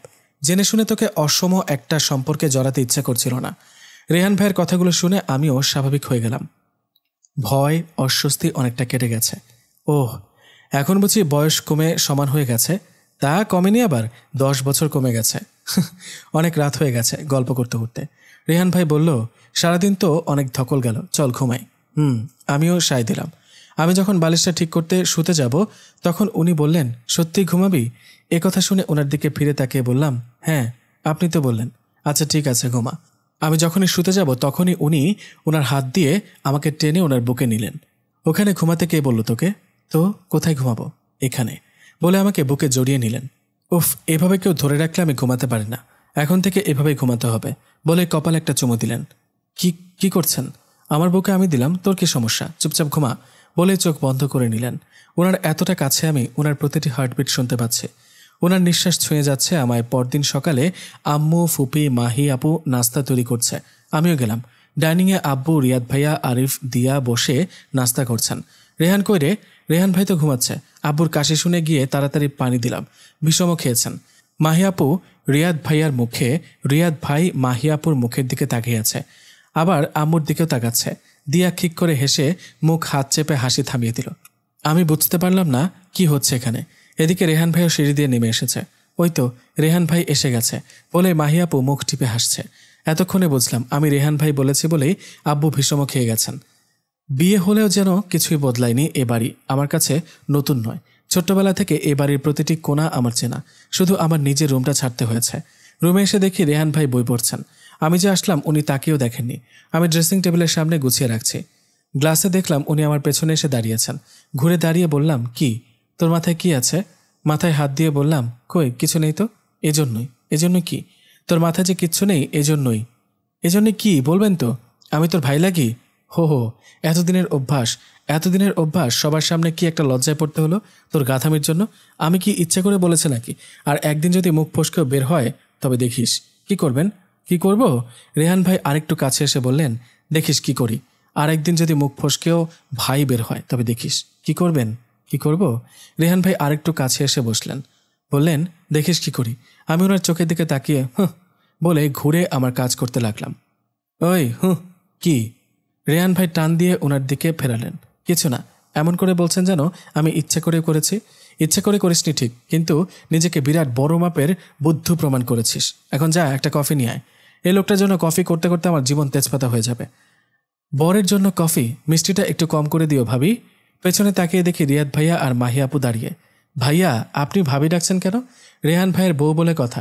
এই বাড়ির 10টা না 5টা না একটা মাত্র ভাবি। তো কি ডাকবো? বুঝেছি, তো মিষ্টি কম দেবো কেন? মাহি, তুমি বোঝাও তোমার এই বোনকে। আমার দ্বারা হবে না, বুঝে গেছি। কি বুঝাবে? মাহি আপু আরও কাছে ঘেঁষে দাঁড়িয়ে আমার কাঁধে হাত রেখে বলে, আসলে হয়েছে কি হিয়া, বিয়ের পর নতুন নতুন সব কিছুই মধু মধু মনে হয়, তাই মিষ্টি কম দিলেও চলে। এখন যদি করলা জুস নিয়েও ভাইয়াকে দিস, সেটা খেয়েও বলবে সাধু সাধু, তোমার হাতে জাদু আছে, এই হাতে ছোঁয়ায় সব কিছু অমৃত মনে হয়। ফিল্ম স্টাইলে ডায়লগ দিয়ে যাচ্ছে মাহি আপু। হো হো, আচ্ছা আচ্ছা, তাই বুঝি। তো রিয়াদ ভাইয়া তোমার হাতের কোন অখাদ্যকে অমৃত বলেছে শুনি? ওসব শুনতে নেই বেবি, ওটা সিক্রেট, বলেই চোখের টিপ্পনি কাটল। আরে আরে, সিক্রেট ফাঁস হয়ে গেলে তোমার আপুর রন্ধন শিল্পের গোমর ফাঁস হয়ে যাবে কিনা? মানে মানে উনি আমাকে 1 কাপ চা করে দিয়েছিলেন অতি যত্নের ঠেলায়। খুব সম্ভবত 2 থেকে 3 চামচ দুধ, 2 চামচ চিনি আর আধা চামচ লবণ দিয়েছিলেন। হো হ্যাঁ, ডাক্তার সাহেবা স্বাস্থ্য সচেতন কিনা, তাই সাথে এলাচ লবঙ্গ আদাও দিয়েছেন। বুঝতে পারছো কত সুস্বাদু হয়েছিল? তুমি আবার আমাকে খোঁটা দিচ্ছ? আমি কি জানতাম নাকি লিকার চায়ে আদা লবঙ্গ এসব দেয়, দুধ চা দেয় না? জীবনেও আর কিছু করে খাওয়াবো না। রিয়াদ ভাইয়ার কথা শুনে আমি হাসতে হাসতে শেষ। আসলে মাহি আপু কখনো কিচেনে যায়নি, সবসময় পড়াশোনা নিয়ে ব্যস্ত থাকতো, আর রান্নায় কখনো কোনো আগ্রহই ছিল না। ফুপি অনেক বলেও কিছু হয়নি। ওদের খুনসুটি আমার খুব ভালো লাগছে। আমার কফি ইতোমধ্যে হয়ে গেছে। রিয়াদ ভাইয়া আর মাহি আপু এটা নিয়েই পাল্টাপাল্টি যুক্তি দেখাচ্ছে।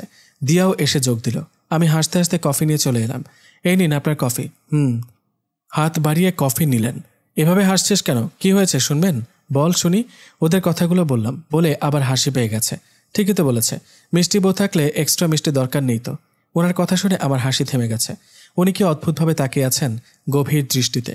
এই দৃষ্টিতে কিছু একটা আছে। নে, কফিতে একটা চুমুক দিয়ে দে। কেন? মিষ্টি ঠিক আছে কিনা দেখে দিবি সবসময়। সেটা তো 1 চুমুক সবসময়ই খাই। বলতে বলতে 1 চুমুক দিলাম। জানি তো, কিন্তু আজকে হাসির জন্য ভুলে গেছিস। এই রে, একটা ধরা খেলাম। জানেন মানে? ওই যে আমার কফির কাপে আমার আগে একটা বিড়াল মুখ দেয়, সেটা আমি জানি। আমি বিড়াল? উনি হাসতে হাসতে কফিতে চুমুক দিচ্ছেন। কারো উপকার করলে এমনই কথা শুনতে হয়। ঠিক আছে, আর দেব না। আমি মন খারাপ করে জানালার পাশে গিয়ে দাঁড়ালাম।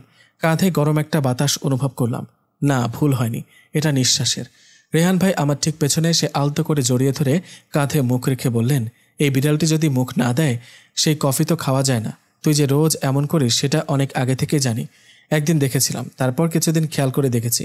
শোন, আমাকে ওনার দিকে ফেরালেন। কি? আমি কিন্তু জেনে শুনেই কফি খেতাম। এবার আমার ঠোঁটের কোণে হাসি আসলো। তার মানে আপনিও প্রেমে পড়েছিলেন? না তো। জানিস না প্রেমে পড়া বারণ? কেন বারণ? কেন? তোর প্রেমে পড়া বারণ ছিল, তোর প্রেমে পড়ার কোনো কারণ ছিল না। তাই বুঝি? কেন জানিস? কেন? উত্তরটা প্রথম আমিও জানতাম না, এখন জানি। কারণ তুই আমার প্রতিদিনের অভ্যাস হয়ে গেছিস। যখন চাইতাম তোকে সামনে পেতাম।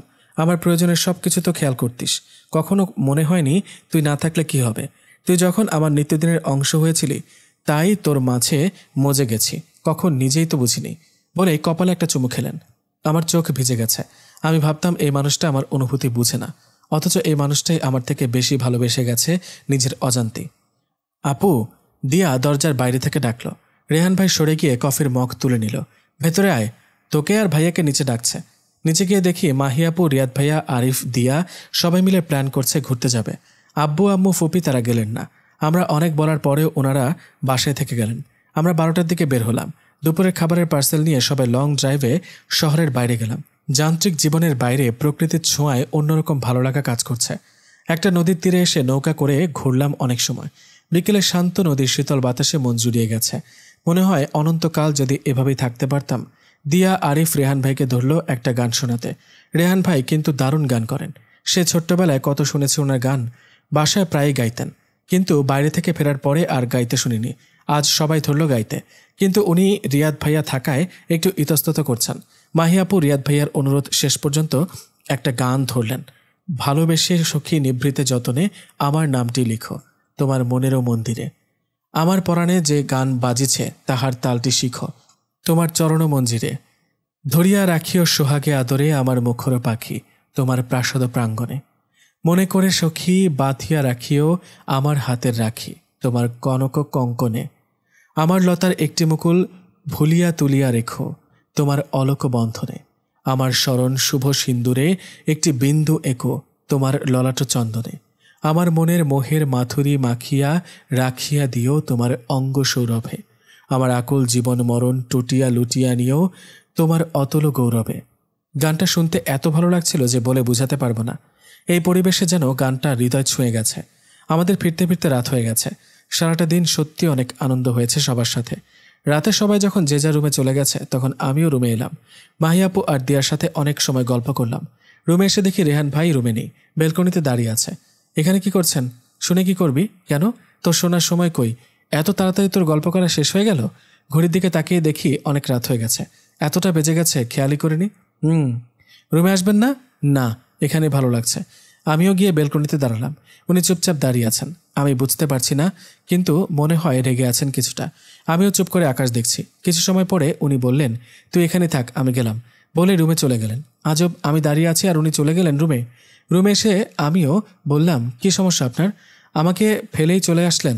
না হয় একটু দেরি হয়েছে, তাতে কি হয়েছে শুনি? উনি হঠাৎ উঠে এসে আমাকে দু হাতে শক্ত করে ধরে, এই মেয়ে, তুই কি কিছু বুঝিস না? এত বোকা কেন তুই? ওনার কথায় আমার মুখ ভার হয়ে গেছে। এই মেয়ে, তুই কি কিছুই বুঝিস না? এত বোকা কেন তুই? ওনার কথায় আমার মুখ ভার হয়ে গেছে। সারাটা দিন সবাইকে সময় দিচ্ছিস, আমার জন্য একটু সময় হয়নি তোর? তুই কি? আমি কি বলবো বুঝতে পারছি না। ওনার চোখের মাদকতায় কথা হারিয়ে ফেলেছি। উনি আরও একটু কাছে এসে চুলের খোপা খুলে দিলেন, আলতো করে চুলে হাত বুলিয়ে দিচ্ছেন। সমস্ত দিনের শেষে শিশিরের শব্দের মতন সন্ধ্যা আসে। ডানার রৌদ্রের গন্ধ মুছে ফেলে চিল। পৃথিবীর সব রং মুছে গেল পাণ্ডুলিপি করে আয়োজন। তখন গল্পের তরে জোনাকির ঝিলমিল। সব পাখি ঘরে আসে, সব নদী ফুরায় এ জীবনের সব লেনদেন। থাকে শুধু অন্ধকার, মুখোমুখি বসিবার বনলতা সেন। মুগ্ধ হয়ে ওনার আবৃত্তি শুনলাম। আমার হিয়া মনো পাখি, তুই আমার সামনে বসে থাকবি। বাবা, কি? কিছু না, মুচকে এসে বললাম, ঘুমাবি না? চলো ঘুমাই। আমি চুপচাপ শুয়ে আছি। উনি আধশোয়া হয়ে আমার মাথায় হাত বুলিয়ে দিচ্ছেন। একবার ফিরে দেখি উনি তাকিয়ে আছেন। বুকের ভেতর ধপ করে উঠল। তার দৃষ্টির মাদকতায় আমি ডুবে যাচ্ছি। উনি দু চোখের পাতায় যখন চুমু খেলেন, যেন আমার শরীরের শিরায় উপশিরায় শিহরণ বয়ে গেছে, নিঃশ্বাস ভার হয়ে গেছে। ভীরু পাখির মতো তার বুকে মুখ লুকিয়েছি। চাতক পাখি এক ফোঁটা বৃষ্টি পেয়ে যেমন উচ্ছ্বসিত, রেহানের বুকে আমিও এক ফোঁটা বৃষ্টি হয়ে নামলাম। জানালা গলিয়ে এক ফালি চাঁদ সাক্ষী হয়ে রইল। অন্যরকম একটা সকাল। সকালটা এত সুন্দর হতে পারে আগে কখনো বুঝিনি। ভোরের সূর্যোদয় জীবনে নতুন করে বাঁচার হাতছানি দিয়ে গেল। রেহান আমার কোলে মাথা রেখে শুয়ে আছে। আমি ওর চুলে বিলি কেটে দিচ্ছি। এবার উঠেন। উঠব না? তাহলে শুয়ে থাকেন, আমি গেলাম নিচে। একদম নড়বি না এখান থেকে, চুপচাপ বসে থাকবি। আপনার আর কি, কটা বাজে খেয়াল আছে? মাত্র 7টা। এত সকালে নিচে যাওয়ার দরকার নেই। সবাই তো আছেই। সেই জন্য সবাই আছে বলেই যাব। আপনি থাকেন। তুই এখনো আপনি আপনি করছিস কেন? তো কি করব? তুমি করে বলবি। লোকে শুনলে কি বলবে? জামাইকে ওই পুরনো দিনের মতো আপনি আপনি করছিস। লোকের কথায় আমার কি? আমি আপনি করেই বলবো। এটাই কেন জানি অনেক বেশি আপন আপন লাগে। আর যখন ইচ্ছে তুমি বলবো, যখন ইচ্ছে আপনি। ধুর ধুর না, সত্যি বলছি। তুমি করে বললে আনইজি লাগবে। আস্তে আস্তে ঠিক হয়ে যাবে। আচ্ছা ঠিক আছে। না ঠিক নেই। কি ঠিক নেই? আপনি যে তুই তুই করে ডাকেন। যা, এখন থেকে আমিও আপনি করেই বলবো। ধ্যাত, আচ্ছা তুমি করে বলবো। ঠিক আছে। না, আবার কি না? তুই করে বলবেন সবসময়। হ্যাঁ, তুই করে বলি, আর যখন বাচ্চারা দেখবে ওদের আম্মুকে তুই করে বলি, তাও একজন টিচার হয়ে কি ভাববে বল? চিন্তা করো, উনি বাচ্চা কাচ্চা চিন্তা করে ফেলেছেন। আপনি আসলে একটা কি? শেষ কর কথাটা। বলছি, উঠে বসেন। ঠেলে তুলে দিলাম। আপনি একটা নির্লজ্জ, লজ্জা শরম নাই। ঘড়ির দিকে তাকাই দেখেন, আর 1 মিনিটও আমি নাই বলেই প্রায় আমি দৌড়ে বেরিয়ে গেলাম। এই হিয়া, শোন শোন, উনি ডাকছেন। আমি শুনে মিটিমিটি হাসছি। ভাইয়া তোকে ডাকছে তো। রুম থেকে বেরিয়ে মাহি আপুর সাথে দেখা। কই, ডাকুক বলেই আমি মৃদু হেসে চলে আসছিলাম। আপু খপ করে হাত ধরে বলল, কি ব্যাপার, আজ একটু বেশি খুশি খুশি লাগছে কেন? প্রতিদিনকে আমাকে কাঁদতে দেখো? তা দেখি না, কিন্তু এতটা খুশিও দেখিনি। কিন্তু আজ তোর চোখে মুখে ঠোঁটে খুশির ঝিলিক, সেটা তো লুকাতে পারবি না। মাহিয়াপুর কথায় আমি আরও লজ্জা পেলাম। এমন সময় ফুপি আমাদের দেখে ডাক দিলেন। আমিও হাঁপ ছেড়ে বাঁচলাম। আজ মাহিয়াপু আর রিয়াদ ভাইয়া তারা চলে গেছে। একটু ফাঁকা ফাঁকা লাগছে। কত আনন্দ করেছি একসাথে, ছোট থেকে বড় হয়েছি। আপু কত দূর চলে গেল, রেহান কতটা ভালোবাসে সেটা প্রকাশ করতে পারেনি। হয়তো ওর অনুভূতিগুলো নিজ থেকে প্রকাশ করতে পারে না, কিন্তু সেগুলো ওর পাগলামের মধ্যেই প্রকাশ পেয়ে যায়। 2 দিন পরে ফুপি নাস্তার টেবিলে বসে বলল, তোরা কদিনের জন্য ঘুরে আয়। রেহান আমার দিকে তাকিয়ে মিটমিটে হাসছে। আমরা ঘুরতে গেলাম। আমার বরাবরই পাহাড় পছন্দ। প্রথমে সমুদ্র দেখলাম, তারপর পাহাড়ে। সবকিছু ছাপিয়ে রেহানের সাথে কাটানোর সময়গুলো অনেক বেশি ভালো লাগার। পাহাড়ে আমাদের সময় যেন আরও বেশি ভালো কাটছে। দুজন পাহাড়ি রাস্তায় হাত ধরে হেঁটেছি। সন্ধ্যায় দুজন পাশাপাশি বসে উপভোগ করেছি পাহাড়ি সন্ধ্যা। রাতে খাবার পরে দুজনে বসে আছি। আমি রেহানের কাঁধে মাথা এলিয়ে দিয়েছি। ও গুনগুন করছে।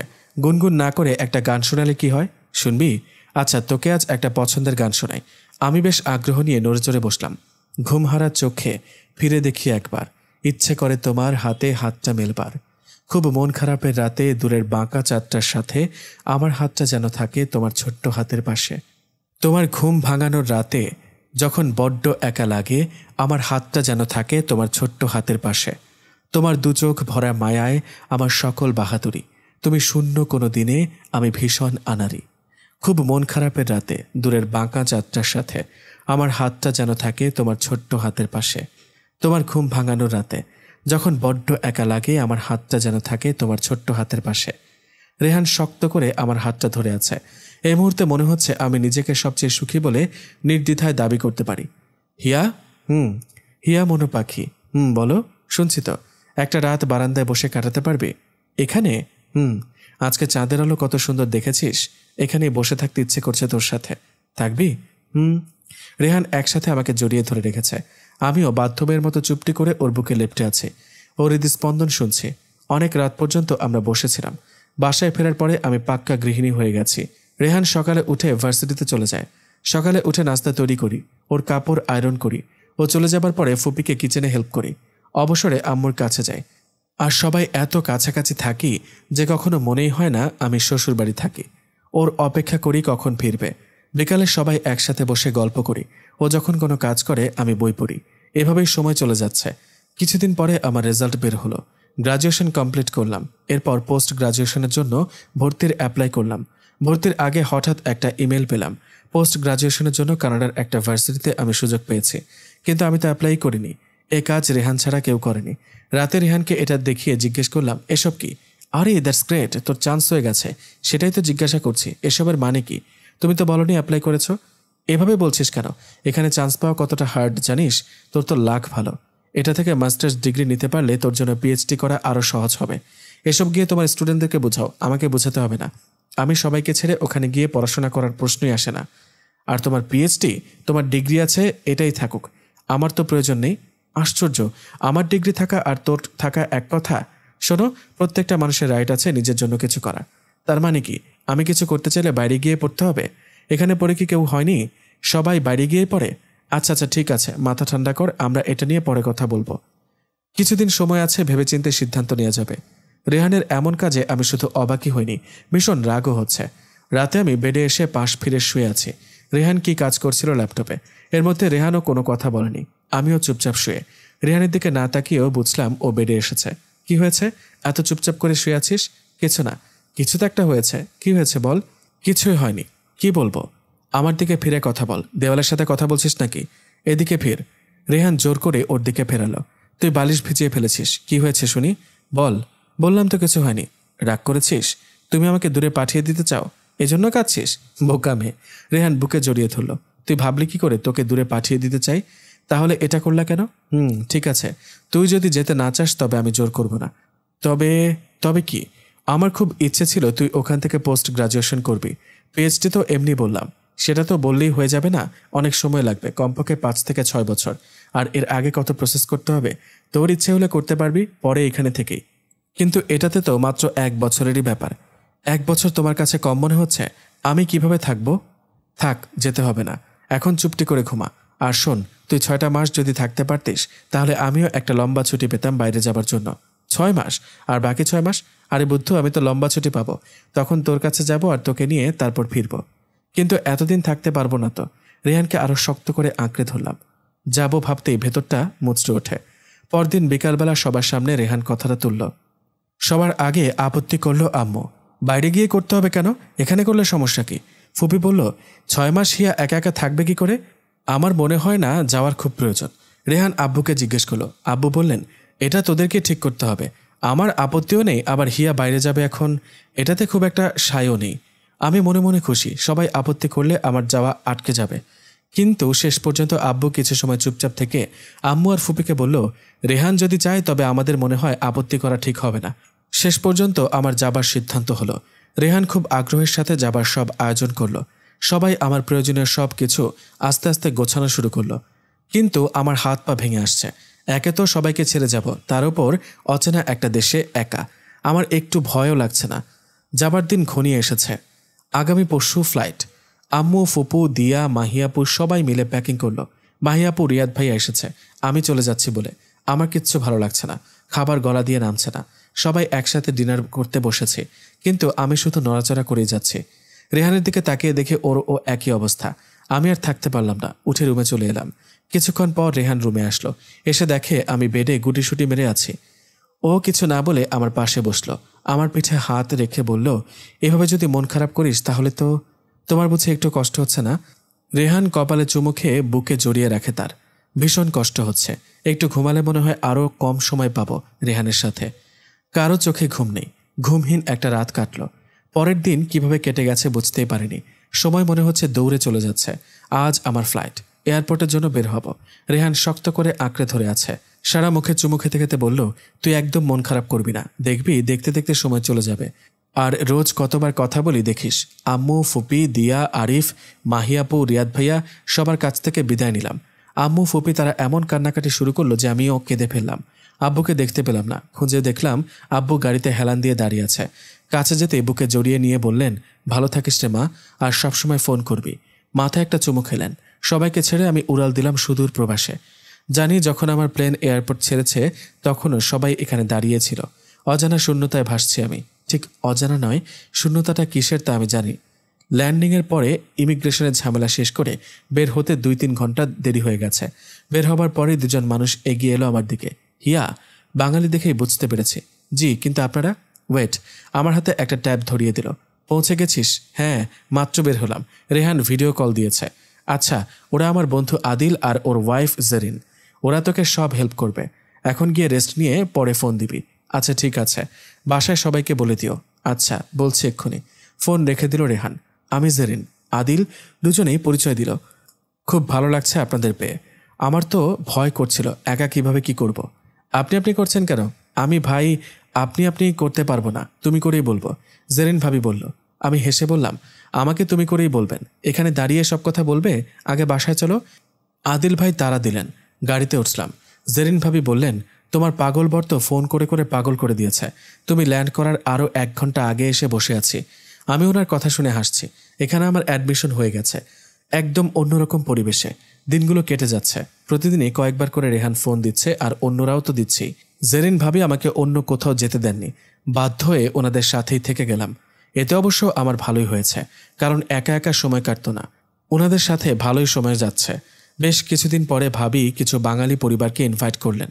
সবার সাথে পরিচয় করিয়ে দিলেন। এর মধ্যে একটা সুন্দরী মেয়ে আসলো। সবার সাথে খুব হেসে হেসে কথা বলছিল। বুঝতে পারলাম সবার খুব পরিচিত। মেয়েটা বেশ কয়েকবার আমার দিকে তাকিয়েছে। ভালো করে খেয়াল করলাম মেয়েটা আমাকে ভালো করেই পর্যবেক্ষণ করছে। এতে আমি খানিকটা বিব্রত বোধ করছিলাম। মেয়েটা আমার কাছে এসে বলল, তুমি হিয়া? জি, তোমার কথা অনেক শুনেছি, ভালো লাগলো দেখা হওয়ায়। আমার কথা শুনেছেন কার কাছে? এখানে এতদিন আছো আর এখানে নতুন কোনো বাঙালি এলে পরিচিত জনদের মুখেই শোনা যায়। বলেই মেয়েটা মিষ্টি করে হাসল। আমি আফরিন, সবাই রিন বলেই ডাকে। নামটা শুনেই বুকের ভেতর ধক করে উঠল। আফরিন খুব ভালোভাবে আমার মুখের দিকে তাকিয়ে আছে। হয়তো আমার মুখের দিকে চেয়ে মনের কোনো পরিবর্তন আঁচ করতে চাইছে। আমি মৃদু হেসে বললাম, খুব সুন্দর আপনার নাম। তোমার নামটা অনেক সুন্দর, ধন্যবাদ। চলুন ওখানে বসি। আফরিনকে নিয়ে সবার সাথে বসে গল্প করলাম। আজ আমার মন ভালো নেই। রেহান ফোন দিচ্ছে, কিন্তু আমি ফোন রিসিভ করতে ইচ্ছে করছে না। 3বারের মাথায় ফোন তুললাম। কিরে, কি করছিস? কিছু না, শুয়ে আছি। শরীর খারাপ? না তো, ভালো আছি। তুমি কি করছো? এত সময় ধরে ফোন দিচ্ছি, ধরিসনি কেন? কি হয়েছে বল। আরে কিছু হয়নি, বুঝতে পারিনি রিং হচ্ছে যে। একটা মিথ্যা বললাম রেহানকে। রেহানের মুড অফ হয়ে গেছে বুঝতে পারলাম। হঠাৎ মনে হলো কি করছি আমি। আফরিন রেহানের অতীত। আফরিনের সাথে দেখা হয়েছে, তাতে আমার মন খারাপ হতেই পারে, কিন্তু তাই বলে রেহানের ওপর তার প্রভাব ফেলবো কেন? রেহান তো অকপটে স্বীকার করে নেয় যা সত্যি। এটা ভাবতেই নিজেরই খুব খারাপ লাগলো। কি হয়েছে তোর? আজ ভীষণ অন্যমনস্ক লাগছে। কিছু হয়নি গো। একটা কথা বলবো? বল। আজ আফরিনের সাথে দেখা হয়েছে। কোথায়? জেরিন ভাবি অনেককে ইনভাইট করেছিল, আফরিনও এসেছিল। কথা বলেছিস? ও নিজে থেকে এসেই কথা বলল। আমি তো চিনতাম না। বুঝেছি, এজন্য মন খারাপ তোর। আর ইচ্ছে করেই ফোন ধরিসনি। আমি কিছু না বলে চুপ করে নীরব স্বীকারোক্তি দিলাম। তুই কি এখনো বাচ্চা আছিস? সত্যিটা তুইও জানিস, তারপরও মন খারাপ কেন? এখন তুই আমার জীবনের সত্যি। এমনি আমি তো মন খারাপ করতে চাইনি, হয়ে গেছে। বুঝলাম। মন ভালো করার মেডিসিন কিন্তু আমার কাছে আছে। তাই বুঝি? আছেই তো। এখন 2 দিন পরে তুই বাচ্চার মা হবি, আর কই এখন নিজেই বাচ্চামি করিস। বিষয়টা কেমন হবে জানিস? কেমন? এক বেবি আরেক বেবির মা। ধুর, তোমার যে কি কথা। সত্যি তো বলছি। হয়েছে হয়েছে, আর সত্যি বলা লাগবে না আপনার। কেন কেন, লজ্জা পাচ্ছিস? দেখে দেখে ভালো করে তাকাতো। উফ, তুমি না। ওরে আমার লজ্জাবতী লতারে, আমার মন ভালো হয়ে গেছে। রেহানের ওপর রাগ করার প্রশ্নই আসে না। ফালতু একটা কারণে মন খারাপ করেছি ভাবতেই নিজের ওপর রাগ হচ্ছে। হিয়া শোন। বলো। আমি না একটা স্বপ্ন দেখেছি। কি স্বপ্ন? দেখলাম তুই একটা পরীর সাথে হেঁটে যাচ্ছিস। জানিস, পরীটা ভীষণ ভীষণ মিষ্টি দেখতে। রেহানের কথা শুনে ভেতরে একটা অদ্ভুত শূন্যতা বোধ করছে। কত দূরে থেকেও সারাক্ষণ একজন আরেকজনের ছোটখাটো প্রতিটি জিনিসের খেয়াল রাখছে। রেহান সকালে ভার্সিটিতে কোন কাপড় পরে যাবে সেটা এখনও আমি সিলেক্ট করে দিই। সকালে ওর ঘুম ভাঙাই। দূরে থাকলে নাকি দূরত্ব বাড়ে, কিন্তু আমরা যেন আরও কাছে এসেছি। দুজন দুজনকে নতুন করে আবিষ্কার করেছি, আর কাছে আসার আকাঙ্ক্ষা আরও তীব্র হয়েছে। অবসরের সময়টুকু কি রাত কি দিন আমরা দূরে থেকেও কাছে থেকেছি। এমনও সময় গেছে আমি কিচেনে কাজ করছি আর ও ফোন সামনে রেখেই কাজ করতে হয়েছে। এর মধ্যে আমি নতুন অ্যাপার্টমেন্টে শিফট করেছি, নতুন বাসা সাজিয়েছি। ওকে দেখিয়ে জিজ্ঞেস করতাম এটা কিভাবে করব, ওটা ঠিক আছে। প্রবাসী দিনগুলো এভাবেই কেটে যাচ্ছে। দেখতে দেখতে 6 মাস পেরিয়ে গেছে। রেহানের ছুটি হয়ে গেছে।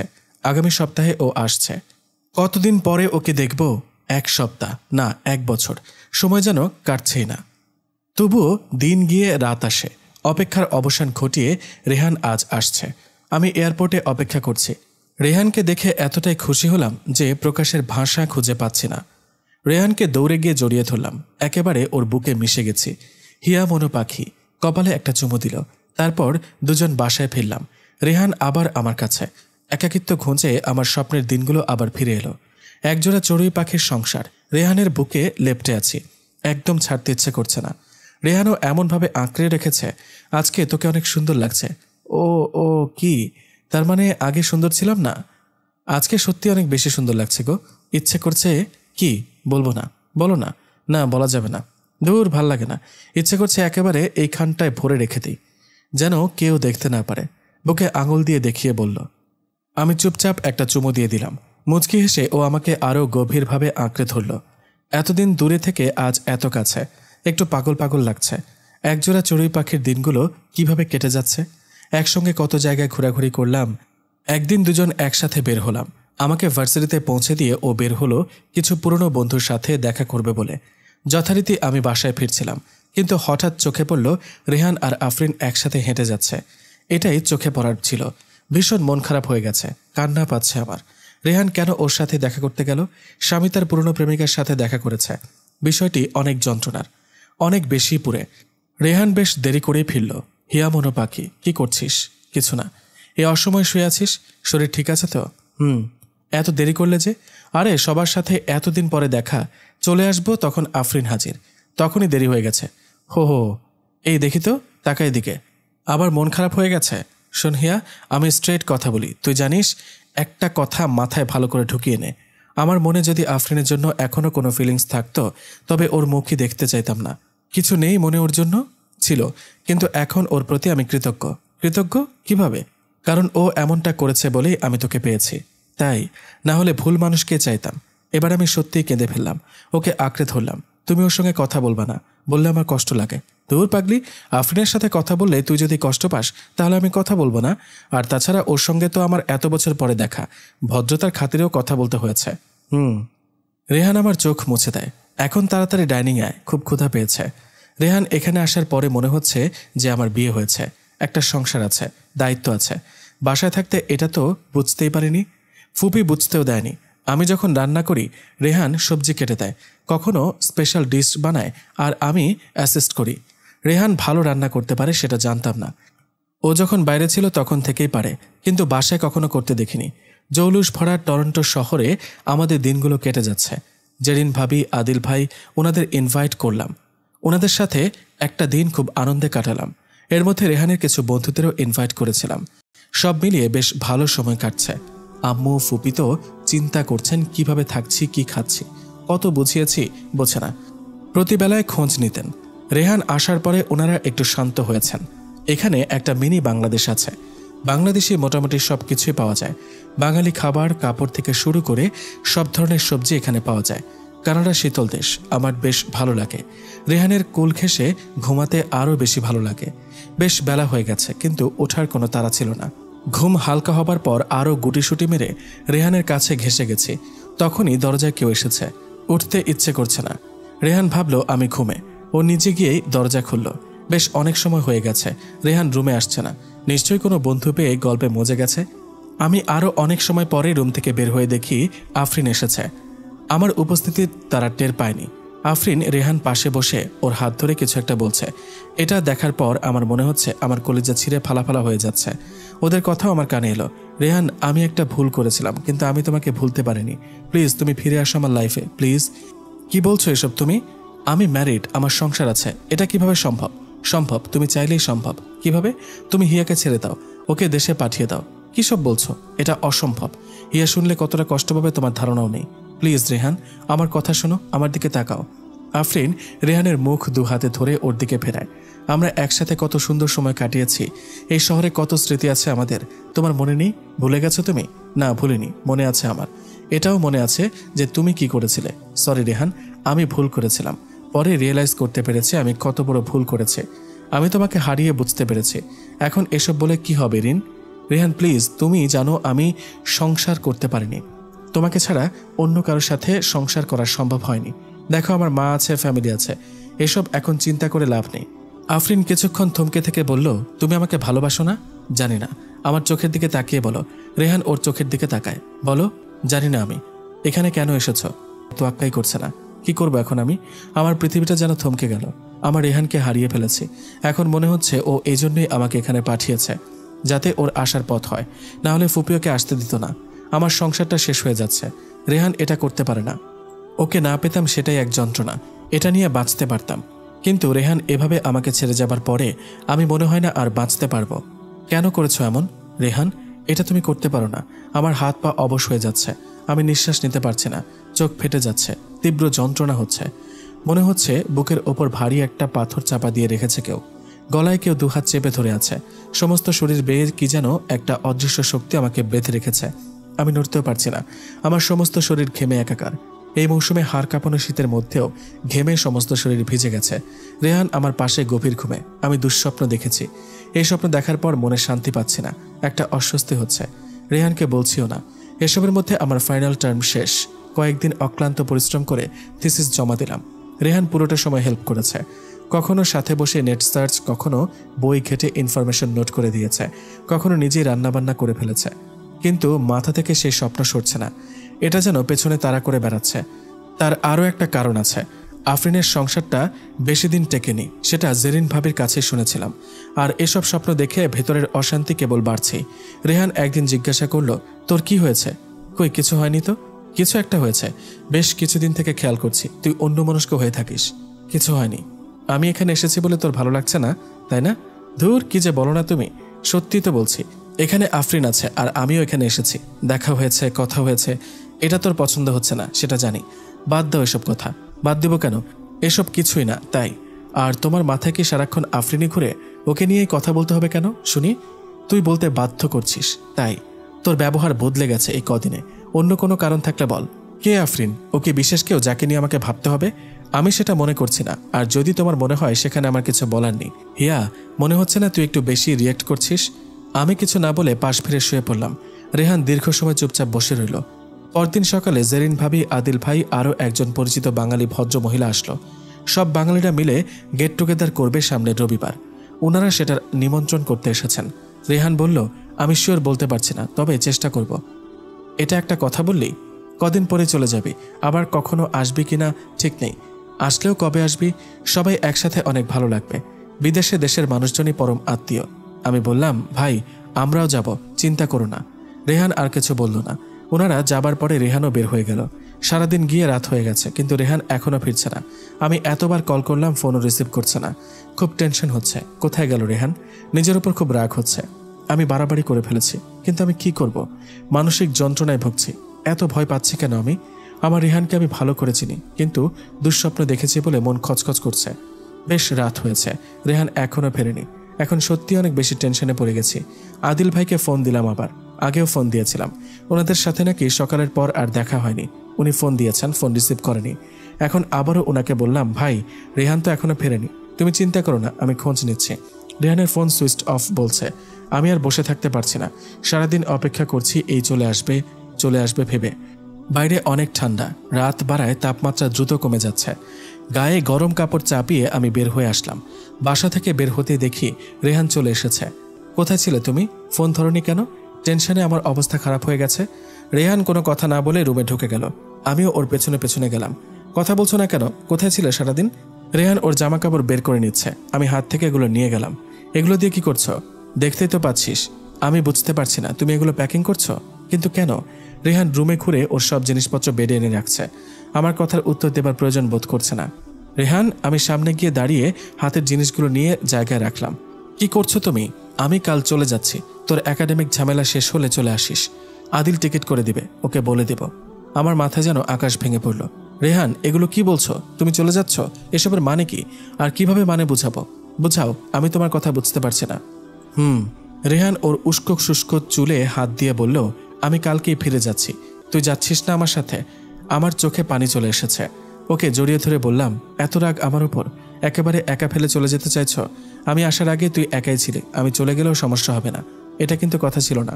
তুমি আমাকে নিয়ে ফিরবে বলে এখানে পাঠিয়েছিলে। অনেক কিছুই তো কথা থাকে না, কিন্তু বাস্তবতার মুখোমুখি হলে নতুন করে চলে আসে। রেহান, সরি বাবু, আমি একটু বেশি রিয়েক্ট করে ফেলেছি, প্লিজ আর এমন হবে না। রেহান বলে চুপ করে আছে। ওর মনে কি চলছে বুঝতে পারছে না। রেহান আমার ব্যবহারে কষ্ট পেয়েছে। ও কিছুই গোপন করেনি কখনো।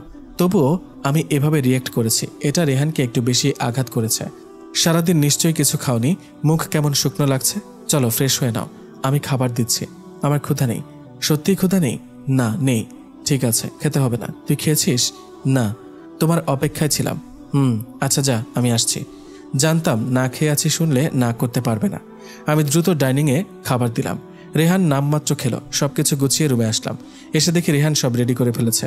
চোখ বন্ধ করে হেলান দিয়ে শুয়ে আছে। আমি কাছে গিয়ে বসে একটা হাত ধরলাম ওর বুকে। এমন কেন তুমি? কেন এমন করছো? আমি তো এমনই, নতুন তো কিছু না। বললাম তো ভুল হয়েছে। তোর ভুল হয়নি, ঠিকই করেছিস। ভুল আমার হয়েছে, এখানে আসা উচিত হয়নি। এবার কিন্তু বাড়াবাড়ি করছো। কোথাও যাবে না তুমি। যেতে হলে আমাকে সাথে নিয়ে যাবা। আরও অনেক দিন লাগবে তোর, এতদিন থাকা সম্ভব না। তাহলে আমিও চলে যাব।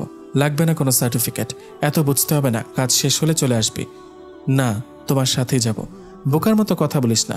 বাই রোডে যাচ্ছি না যে, যাব বললেই ব্যাগ গুছিয়ে গাড়িতে উঠে গেলাম। তোর টিকিট করা হয়নি, তাহলে তুমি 2 দিন পরে যাবে। এই টিকিট ক্যান্সেল করে দিয়ে 2টা টিকিট করো, একসাথে যাব। দেখিয়া তুই থাকছিস আর আমি যাচ্ছি, এটাই ফাইনাল। তুই সব শেষ করে তারপর আসবি, এটাই শেষ কথা। আর এটা তোকে শুনতে হবে। কেন? তোমার সব কথা আমাকে শুনতে হবে কেন? আমার কথা শুনছো তুমি? আমি বলেছি তাই শুনতে হবে। ঘুমাতে দে, খুব ভোরে বের হব। যা ঘুমা। ঠিক আছে, ঘুমাও, যাও তুমি। পরদিন আমিও চলে আসব। আমি বাচ্চাদের মতো ভ্যাঁ ভ্যাঁ করে কেঁদে ফেললাম। থাকবো না এখানে। কি একটু বলেছিলাম আর শাস্তি দিচ্ছ? আমি বেরিয়ে আসলাম। বাইরে হালকা তুষারপাত হচ্ছে। ঠান্ডায় জমে যাবার অবস্থা। শীতে কষ্ট হচ্ছে আমার, তার চেয়েও বেশি কষ্ট হচ্ছে রেহানের ব্যবহারে। প্রায় 15-20 মিনিট পরে রেহান বেরিয়ে আসলো। হিয়া, তুই কি করছিস এখানে? ভেতরে আয়। রেহান আমাকে ধরে ভেতরে নিতে চায়। যাব না, এখানেই থাকবো। কাঁদতে কাঁদতে বললাম, বাইরে কি অবস্থা, নির্ঘাত জ্বর বাঁধিয়ে বসবি। বাধুক, তোমার কি? তুমি তো একটু পরে চলে যাবে, যাও না। ভেতরে আসতে বলছি কিন্তু। যাব না আমি, বললাম তো। যাবি না? না, তুমি যাও। যাচ্ছি। ছাড়ো, ছাড়ো আমাকে। উফ, যাব না আমি ভেতরে, এখানে মরে যাব। নামাও, নামাও বলছি। একদম চুপ। নামাও, নামাও। তোর চেয়ে একটা বাচ্চা অনেক বেশি বুঝে। যাচ্ছি বলে রেহান আচমকা আমাকে কোলে তুলে নিয়েছে। অনেক চেষ্টা করে ছাড়াতে পারেনি। সোজা বিছানায় নিয়ে এসে ভালো করে গরম কাপড় পেঁচিয়ে দিল বেশি করে। দেখ ঠান্ডায় হাত পা কি অবস্থা হয়েছে। রেহান দ্রুত অয়েল নিয়ে হাতে পায়ে মালিশ করে দিচ্ছে। কেন এটা করলি? এখন যদি একটা অসুখ হয়ে যায়? হলে হবে, তুমি তো দেখবে না। চুপ, একটা কথা বলবি না, বেশি পণ্ডিতি। রাগে আমার আরো বেশি কান্না পাচ্ছে। কি এমন বলেছিলাম তোমাকে? আমার কষ্ট লাগলে সেটা বলতেও পারবো না? কে বলল বলতে পারবি না? আমি তোকে জিজ্ঞেস করিনি। তুই কি করলি? তোমাকে দেখলাম আফরিনের সাথে কথা বলছো। ও তোমার লাইফে ব্যাক করেছে, আর তুমিও মেনে নিয়ে আমাকে পাঠিয়ে দিবার প্ল্যান করছিলে। বলতে বলতে হেঁচকি উঠে গেল। কি? রেহান আমার কথা শুনে মনে হয় আকাশ থেকে পড়ল। কবে, কোথায়, কখন? কি বলছিস এসব? আগে একটু পানি খেয়ে নে। রেহান 1 গ্লাস পানি এনে খাইয়ে দিল। এবার বল। ওই রুমে বসে ও তোমার কাঁধে মাথা রেখেছে আর তুমি হাত ধরে বসেছিলে। হিয়া, তোর মাথা ঠিক আছে তো? জ্বরটা এসে গেছে নাকি? দেখি। কপালে হাত দিয়ে জ্বর দেখে বলল, ইতিমধ্যে বেশ জ্বর উঠে গেছে। যা ভাবছিলাম, জ্বরের ঘোরে আবল তাবল বকছিস। জ্বরের ঘোরে না, আমি ঠিক আছি। সেদিন স্বপ্ন দেখলাম, দেখার পর থেকে মন কেমন করছিল, তোমাকে বলতেও পারছিলাম না। রেহান আমাকে ছেড়ে যাবে না। ওর হাতটা টেনে শক্ত করে আঁকড়ে ধরলাম। পাগলি মেয়ে, স্বপ্ন দেখে এমন করলি? তুমি যাবে না বলো? কই যাব? আমার হিয়া মনো পাখিরে রেখে কোথাও যাব না। তুই এখন একটু ঘুমা, অনেক জ্বর শরীরে। ঘুমালে তুমি চলে যাবে, কোথাও যাব না। এই যে আমি তোর কাছে। রেহান আরও কাছে এসে আমাকে আগলে রাখলো। ঠান্ডায় গলা বসে গেছে, তার উপর ভীষণ জ্বর নিয়ে 2 দিন কাটলো। এই 2 দিন রাত দিন রেহান আমার সেবা করলো। নিজের হাতে রান্না করে মুখে তুলে খাইয়ে দিল, ঔষধ খাওয়ালো। 2 দিন পরে অনেকটা সুস্থ বোধ করছি। বিকেলে রেহান কফি এনে দিল। চাদর মুড়ি দিয়ে বসে কফি খাচ্ছে। রেহানও পাশে বসে আছে। হিয়া, তুই স্বপ্ন দেখেছিস কেন জানিস? কেন? তোর মনে ভাবনা ছিল তাই। আমি তো এমনটা ভাবিনি। এমনটা ভাবিসনি হয়তো, কিন্তু তোর মনে আফরিনকে নিয়ে অস্বস্তি ছিল, হয়তো ছিল। আমি তোমার সাথে মিসবিহেভ করেছি, সরি। দূর, আমাদের মনে হয় এই টপিকের কথা বলার কিছু নেই। আছে কি? আফরিনকে নিয়ে আমি তোমাকে কিছু বলবো না, কারণ আমার বিশ্বাস আছে তোমার উপর। কিন্তু একটা সত্যি কথা হলো, তোমাদের একসাথে দেখলে আমার কেমন কেমন অশান্তি লাগে। জেলাস? হ্যাঁ, জেলাস। শোন, এখন তোকে ছাড়া কারো কথা কল্পনাও আসে না। আর একটা কথা কি জানিস? কি? আমার প্রতি বিশ্বাস হারাবি না কখনো। আমার মনে যদি একটু খচখচ থাকে, সেটা কিন্তু ধীরে ধীরে অনেক বড় হয়ে যায়। তাই যে কোনো কিছু খোলা মনে শেয়ার করবি, এতদিন যেমন করেছিস। আর আফরিনের সাথে সেদিন অনেক কথাই হয়েছে। ওর ডিভোর্স হয়ে গেছে, কিন্তু তাই বলে এটা ভাবিস না যে আমার লাইফে ব্যাক করবে। ঠিক বলেছ, আমার চিন্তাভাবনা সংকীর্ণ হয়ে গেছে। সংকীর্ণ না, তুই যেটা ভেবেছিস সেটা শঙ্কা। তুই ছাড়া আমার লাইফে আর কোনো দিন কেউ আসবে না, এই তোকে ছুঁয়ে কথা দিলাম। আজ রবিবার, বাঙালি গেট টুগেদারে আমি আর রেহানও এসেছে। দেশের মানুষদের দেখে মন ভরে গেল। সবাই খুব ফ্রেন্ডলি। এখানে থাকার সুবাদে অনেকেই আমার পরিচিত। রেহানও পরিচিত। বন্ধুদের সাথে কথা বলছে। আমিও সবার সাথে গল্পে মজে গেছি। এর মধ্যে এক ভদ্রমহিলা এসে কথা জুড়ে দিলেন। আমার বাড়িতে কে কে আছে আরও অনেক কিছু জিজ্ঞাসা করলেন। তারপর শুরু হলো ওনার সংসারের গীত। ওরে বাবা, এই মহিলা কথা বলছে তো বলছে, আমি শুধু মাথা নেড়ে হা না বলে সায় দিয়ে যাচ্ছি। আল্লাহ, কেউ এসে উদ্ধার করুক আমাকে। কেমন আছো তুমি? ফিরে দেখি আফরিন। আফরিন কখন এসেছে সেটা খেয়াল করিনি। আমি ভালো আছি, আপনি কেমন আছেন? আমিও ভালো আছি। যে মহিলার সাথে কথা বলছিলাম, ওনার কাছ থেকে উদ্ধার পেতে আফরিনের দিকে মনোযোগ দিলাম। আর মহিলাও ওনার পরিচিত অন্য একজনকে পেয়ে বেশ খুশি মনে চলে গেলেন। তুমি কি এখানে আরও কিছুদিন থাকবে? খুব বেশি দিন না, রেজাল্টের পর চলে যাব। তুমি দেখতে অনেক সুইট। মৃদু হেসে বললাম, আপনি কিন্তু অনেক সুন্দর। আপনার এজ কেউ দেখে অনুমান করতে পারবে না। তাই নাকি? ভালো বলেছ তো। তাহলে সারা জীবন এই এজ লক হয়ে গেলে ভালো হতো, তাই না? আফরিনের কথায় আমিও হাসলাম। কিছু সময় চুপ করে থেকে আফরিন বলল, তুমি কি আমাকে চেনো? ওর প্রশ্নে একটু চমকে উঠলাম। হ্যাঁ, বেশ অনেকদিন আগেই তো পরিচয় হলো আপনার সাথে, তখন থেকেই তো চিনি। তার আগে কি চিনতে না? নামেই চিনতাম, কিন্তু সরাসরি তো পরিচয় ছিল না। চিনতামও না, রেহান বলেছে, তাই না? হ্যাঁ, রেহান ছাড়া কোথা থেকে জানবো বলুন? আফরিন মৃদু হাসল। তোমাকে আমার অনেক ভালো লেগেছে। একটা কথা বললে কিছু মনে করবে না তো? বলুন, কিছু মনে করব কেন? এই যে আমি এখানে, রেহানও, এতে তোমার ভয় হচ্ছে না? কেন ভয় হবে? না মানে অধিকাংশ মেয়েরাই স্বামীর এক্সকে সহ্য করতে পারে না। কোনোভাবে যোগাযোগ হলে ভাবে এই বুঝি স্বামী ছিনিয়ে নিল। আমি অবাক হয়ে দেখছি কি সাবলীলভাবে আফরিন কথাগুলো বলছে। সত্যি কথা বলবো, আমার প্রথমে একটু অস্বস্তি হয়েছিল যেদিন আপনাকে আর রেহানকে একসাথে রাস্তায় দেখি। আর হওয়াটা কি স্বাভাবিক নয়? আফরিন একটু চমকে গেল যখন শুনল ওদের রাস্তায় দেখছিলাম আমি। এখন হচ্ছে না? না। কেন জানতে পারি? কারণ রেহানকে আমি চিনি। He is straightforward and loyal. Yeah, he is perfectly gentleman I have ever seen. জি, রেহানের মনে যা মুখেও তা, কখনো মিথ্যার আশ্রয় নেয় না। তুমি অনেক লাকি, রেহানকে পেয়েছ। আমি মৃদু হাসলাম। আপনাকে একটা কথা জিজ্ঞেস করতে পারি, যদি মাইন্ড না করেন? আমি জানি কি জিজ্ঞেস করবে। জানেন? হ্যাঁ, আমার ডিভোর্স হয়ে গেছে কেন, সেটাই তো? একটু হেসে বললাম, আপনার ধারণাটা ভুল। ভুল? জি। তবে জিজ্ঞেস করো। আপনি তো রেহানের হাত ধরে দেশে চলে যেতে পারতেন, জাননি কেন?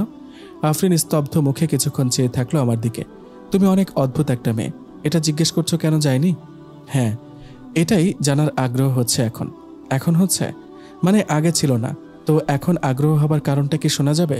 নিশ্চয়ই, আপনি অন্যদের মতো না, তাই এভাবে সাবলীলভাবে কথাগুলো বলতে পেরেছেন। আফরিন একটু হেসে বলল, আমি এই দেশ ছেড়ে যেতে চাই না, তাই রেহানের হাত ধরতে পারিনি। সত্যি কি তাই? সত্যিই তাই। অনেকে ভাববে এই আরামের জীবন ছেড়ে যেতে চায় না, তাই দেশে ফিরতে চায় না। কিন্তু এই প্রথম তোমাকে সত্যিটা বলতে ইচ্ছে করছে, কারণ তুমিই বুঝতে পেরেছ। আমার ধারণা তাহলে ভুল না। এর পেছনে অন্য একটা কারণ নিশ্চয় আছে। আমার দাদু একজন দেশ বিরোধী ছিলেন, ওনার জন্য আমরা লজ্জিত। সেজন্যই বলতে পারো মুখ লুকিয়ে দেশের বাইরে পড়ে আছি। অবশ্য রেহান সেটা আজও জানে না। আরও একটা কারণ আছে। কি? আমার বোন। আমার একটাই বোন ছিল, আমার বড় ছিল মানে মারা গেছে। ব্লাড ক্যান্সার হয়েছিল। আমরা প্রায় সমবয়সী ছিলাম, 1.5 বছরের ব্যবধান। সারাক্ষণ দুজনে একসাথে থাকতাম, একটা মুহূর্ত মনে হয় না আমরা আলাদা থাকতাম। অনেকে ভাবতো আমরা টুইন। ও যখন মৃত্যুশয্যায় আমাকে বলেছিল, আমার ভীষণ ভয় লাগছে, তুই হাতটা ছাড়িস না। সেদিন ওকে রেখে জরুরি একটা কাজে বের হয়েছিলাম। আব্বু আম্মু ছিল ওর কাছে, মাত্র আধ ঘন্টা। এসে দেখি সব শেষ, ও চলে গেছে।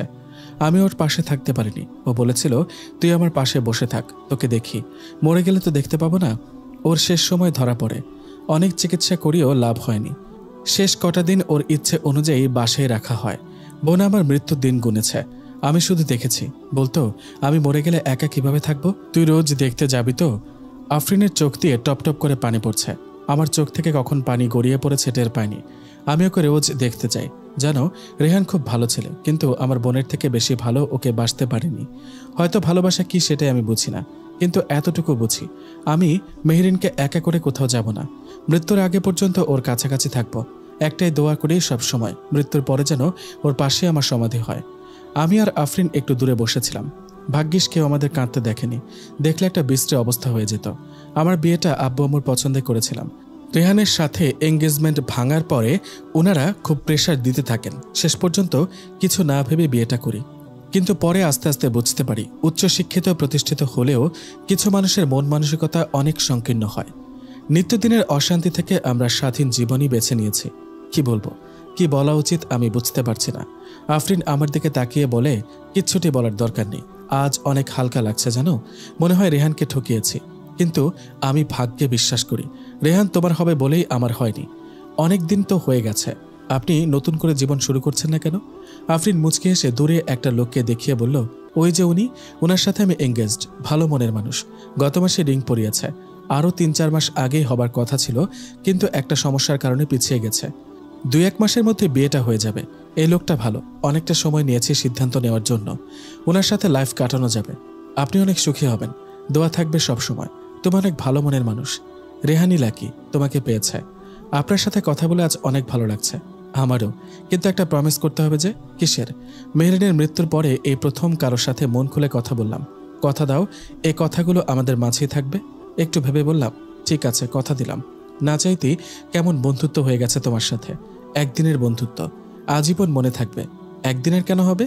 একদিনেরই, কারণ এরপরে আর কখনো আমাদের দেখা হবে না। তাই দেখা না হলে যোগাযোগ তো হতেই পারে না। কেন? তুমি এখনো বাচ্চা মেয়ে রয়ে গেছ। আফরিন আলতো করে গালে ছুঁয়ে বলল, কিছু মানুষ জীবনে দ্বিতীয়বার না ফিরে আসাই উত্তম। সেটা আমার জন্য, তোমার জন্য। চলো ওদিকে যাই। অনেক সময় ধরে এখানে অবাক হয়ে দেখছি এই মেয়েটাকে। এমনও মানুষ হয় বাস্তববাদী। চলেন। রেহান দেখেছে আমি আফরিনের সাথে কথা বলে হেঁটে আসছি। এই দিনটা সত্যি অন্যরকম কাটল। ফেরার সময় আমরা সবার কাছ থেকে বিদায় নিয়ে নিলাম, কেননা দেশে যাবার আগে সবার সাথে হয়তো দেখা করার সুযোগ আসবে না। আসার সময় রেহান আমার হাতটা ধরে বেরিয়ে এলো। এই ধরাটা অন্যরকম, এটা আমি অনুভব করতে পারছি। হয়তো আফরিন এখানে থাকায় ইচ্ছে করে এভাবে হাত ধরে রেখেছে, কিন্তু এটা ওকে আমি বলতে পারবো না। প্রত্যেক মানুষের ব্যক্তিগত একটা জীবন আছে। আমি রেহানের স্ত্রী, অর্ধাঙ্গিনী, জানার অধিকার আছে আমার। কিন্তু এটাও আমার বোঝা উচিত, সম্পর্কের মাঝে একটা স্পেস দেওয়া দরকার। আফরিনের প্রতি তার অনুভূতিগুলো তো মিথ্যা ছিল না, আমার জন্য ওর অনুভূতিও মিথ্যা নয়। যখন আমি ছিলাম না, আফরিন ছিল, এটাই সত্যি। এই সত্যিটা মেনে নিতে এত দ্বিধা করব কেন? সত্য কঠিন, আর সবচেয়ে বড় সত্য হচ্ছে বাস্তবতা। বাস্তবতা হচ্ছে রেহান আমার পথের সাথী। রেহান আমার হাতটা ধরে বেরিয়ে আসছে। আচ্ছা আফরিন, কি তাকিয়ে দেখছো? যে হাত ধরে অনেকটা পথ হেঁটেছিল, সেই হাত অন্য একটা হাত ধরে আছে। হয়তো আফরিন চেয়ে চেয়ে দেখছে, হয়তো দেখছে না।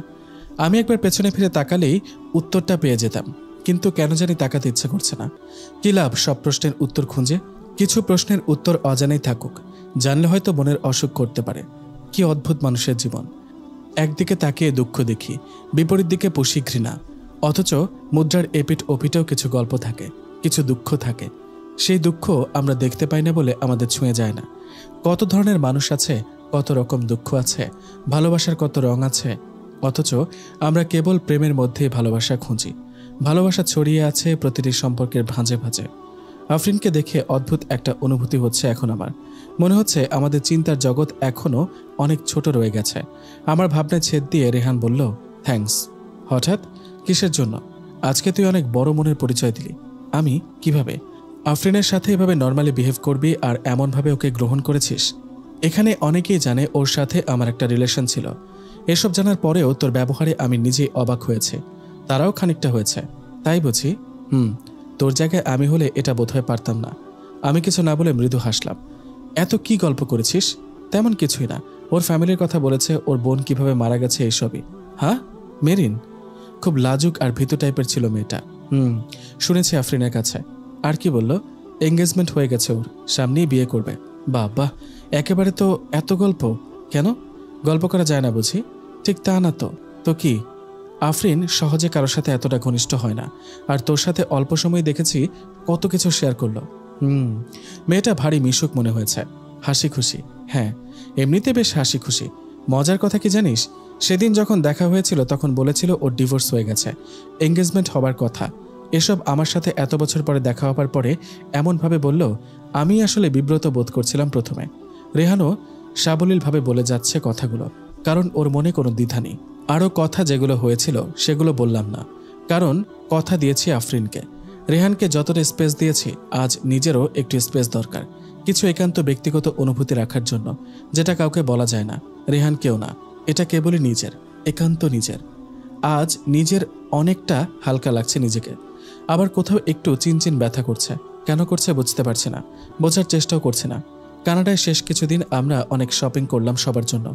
বাড়ি ফেরার জন্য মন কেমন করছে, সময় যেন কাটছে না। পোস্ট গ্রাজুয়েশন কমপ্লিট হয়ে গেছে, সবকিছু পেয়ে গেছি, সময় চলে এলো দেশে ফেরার। আগামী পরশু আমরা ফিরে যাচ্ছি। তোকে একটা কথা বলি? হ্যাঁ বলো। তুই আবার মাইন্ড করবি না তো? আমি একটু সিরিয়াস হয়ে ওর কথায় মনোযোগ দিলাম। কি এমন কথা বলতে রেহান ইতস্তত করছে? মাইন্ড করব? কি এমন কথা যেটা শুনে আমি মাইন্ড করব? মাইন্ড না করলেও কষ্ট পাবি, তাই বলতে চাইনি। কিন্তু তোর কাছে গোপন করা আমার পক্ষে সম্ভব হচ্ছে না। কি হয়েছে বলো? আমি চেয়েছিলাম আফরিন তোর মুখোমুখি হোক। আমি অবাক হয়ে জিজ্ঞেস করলাম, চেয়েছিলে? কিন্তু কেন? কারণ তোর মনে কোনো দ্বিধা, কোনো সংশয় যেন না থাকে। তোর আমার সম্পর্কটা আরও স্ট্রং হবার জন্য আফরিনের উপস্থিতি প্রয়োজন ছিল। বুঝলাম। এই চাওয়াটা কি আমাকে এখানে পাঠানোর আগে থেকে ছিল? না, এখানে এসে আফরিনের সাথে দেখা হবার পরে মনে হয়েছে। ইয়া, তুই আমার কাছে কি সেটা তোকে বোঝাতে পারবো না। আসলেই আফরিনের উপস্থিতি প্রয়োজন ছিল, না হলে তোমার সাথে ঝগড়া করতাম কি নিয়ে? ঝগড়া করার কোনো সুযোগ তো রাখো না। আমি মুখ টিপে হাসছি। আমিও বিশ্বাস করি আফরিন উপস্থিতি প্রয়োজন ছিল। তাই তোর ঝগড়া করতে মনে চায়? জি, এখন থেকে ঠিক করেছি প্রতি 2 মাসে একবার ঝগড়া করব, না হলে একঘেয়ে লাগবে। তুই ঝগড়া করবি? হ্যাঁ করবই তো। বউয়েরা তো জামাইয়ের সাথে ঝগড়া করবেই। এটা কি ল? ল বলতে পারো ম্যারিড লাইফের। ঝগড়া করে দেখিস, আমিও ঝগড়া করে বাসা থেকে চলে যাব। কোথায় যাবে? যাবার জায়গার অভাব নেই। কই যাবেন শুনি? শ্বশুরবাড়ি। ও রে, ওনার শ্বশুরবাড়ি চলে যাবেন? আমিও আমার শ্বশুরবাড়িতে থাকবো, ঢুকতে দিব না আপনাকে। ঠিক আছে, ঠিক আছে, দেখা যাবে। ওই শোন। বলো। আরে শোন না। বলো না, শুনতেছি তো। আমি রেহানের কোলে মাথা রেখে ফোন ঘাটছিলাম। রেহান হেরান দিয়ে শুয়ে আছে। হঠাৎ কি বলার জন্য এমন ডাকছে। সবার জন্য এত কিছু নিয়েছিস, আমার জন্য এই দেশ থেকে কি নিয়ে যাবি? তোমার জন্য কিছু নেই নাই? এতগুলো শপিং যে করলাম তোমার জন্য। উঠে বসে চোখ বড় বড় করে জিজ্ঞেস করলাম, এগুলো কি চেয়েছি আমি? তো কি চেয়েছেন বলেন শুনি। বলা যাবে না। বলা যাবে না? না। আজব, কেন বলা যাবে না? বললে তো আপনি বুঝবেন না, বুঝিয়ে বললেই তো বুঝবো নাকি? আসেন বুঝিয়ে দেই। রেহান টান দিয়ে বুকে নিয়ে বলল, ওই যে স্বপ্ন দেখলাম একটা মিষ্টি ছোট্ট পরীর সাথে হেঁটে যাচ্ছিলেন, সেই পরীটা আমার চাই। রেহান কি বলছে বুঝতে পেরে আমার শরীরে অদ্ভুত একটা শিহরণ বয়ে গেল। লজ্জাও পেলাম। ওর বুকে মুখ লুকিয়ে নিলাম। মুখ লুকিয়ে লাভ নেই। পরী আমার চাই, আসলে একটা পরিচয়। আমার মনের অদ্ভুত শূন্যতা দূর করতে একটা পরিচয়। রেহান ঠিক বলেছে, ওকে আরও নিবিড়ভাবে জড়িয়ে ধরেছে। আজ আমাদের ফ্লাইট। প্রবাস জীবনের ইতি টেনে দেশে ফিরছি। এখানেই হয়তো আফরিনের অধ্যায়ের সমাপ্তি টেনে যাচ্ছে।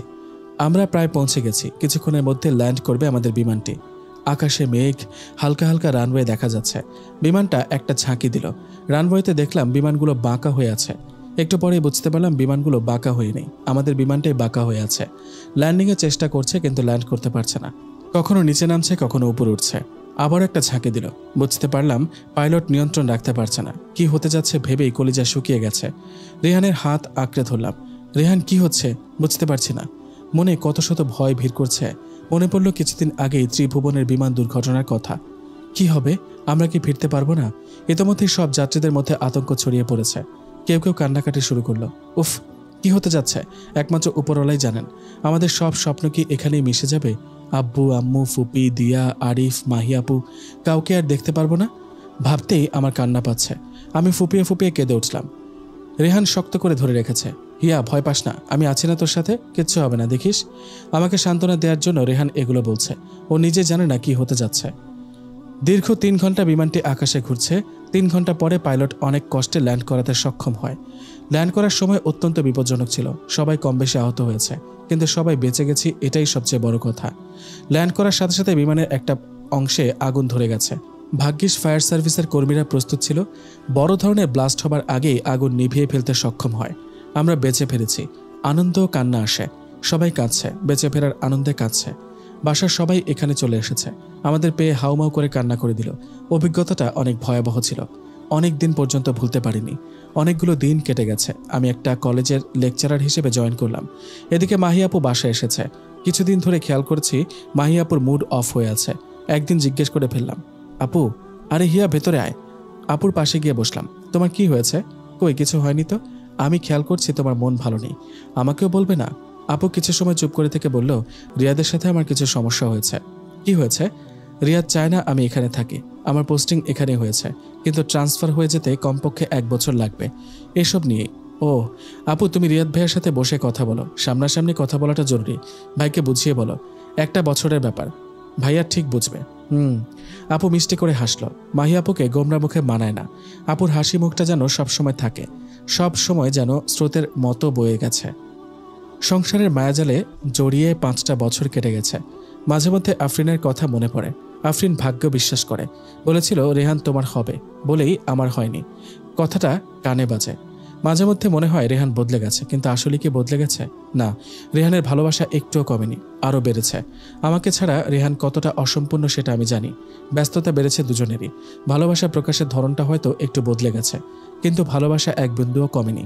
রেহানের ভালোবাসায় আমার জীবন পূর্ণ হলেও আমাদের জীবনটা শূন্য হয়ে পড়ে আছে। নিজেকে অপরাধী মনে হয়। রেহান কোনোদিন কিচ্ছু চায়নি আমার কাছে, শুধু একটা পরিচয় ছিল।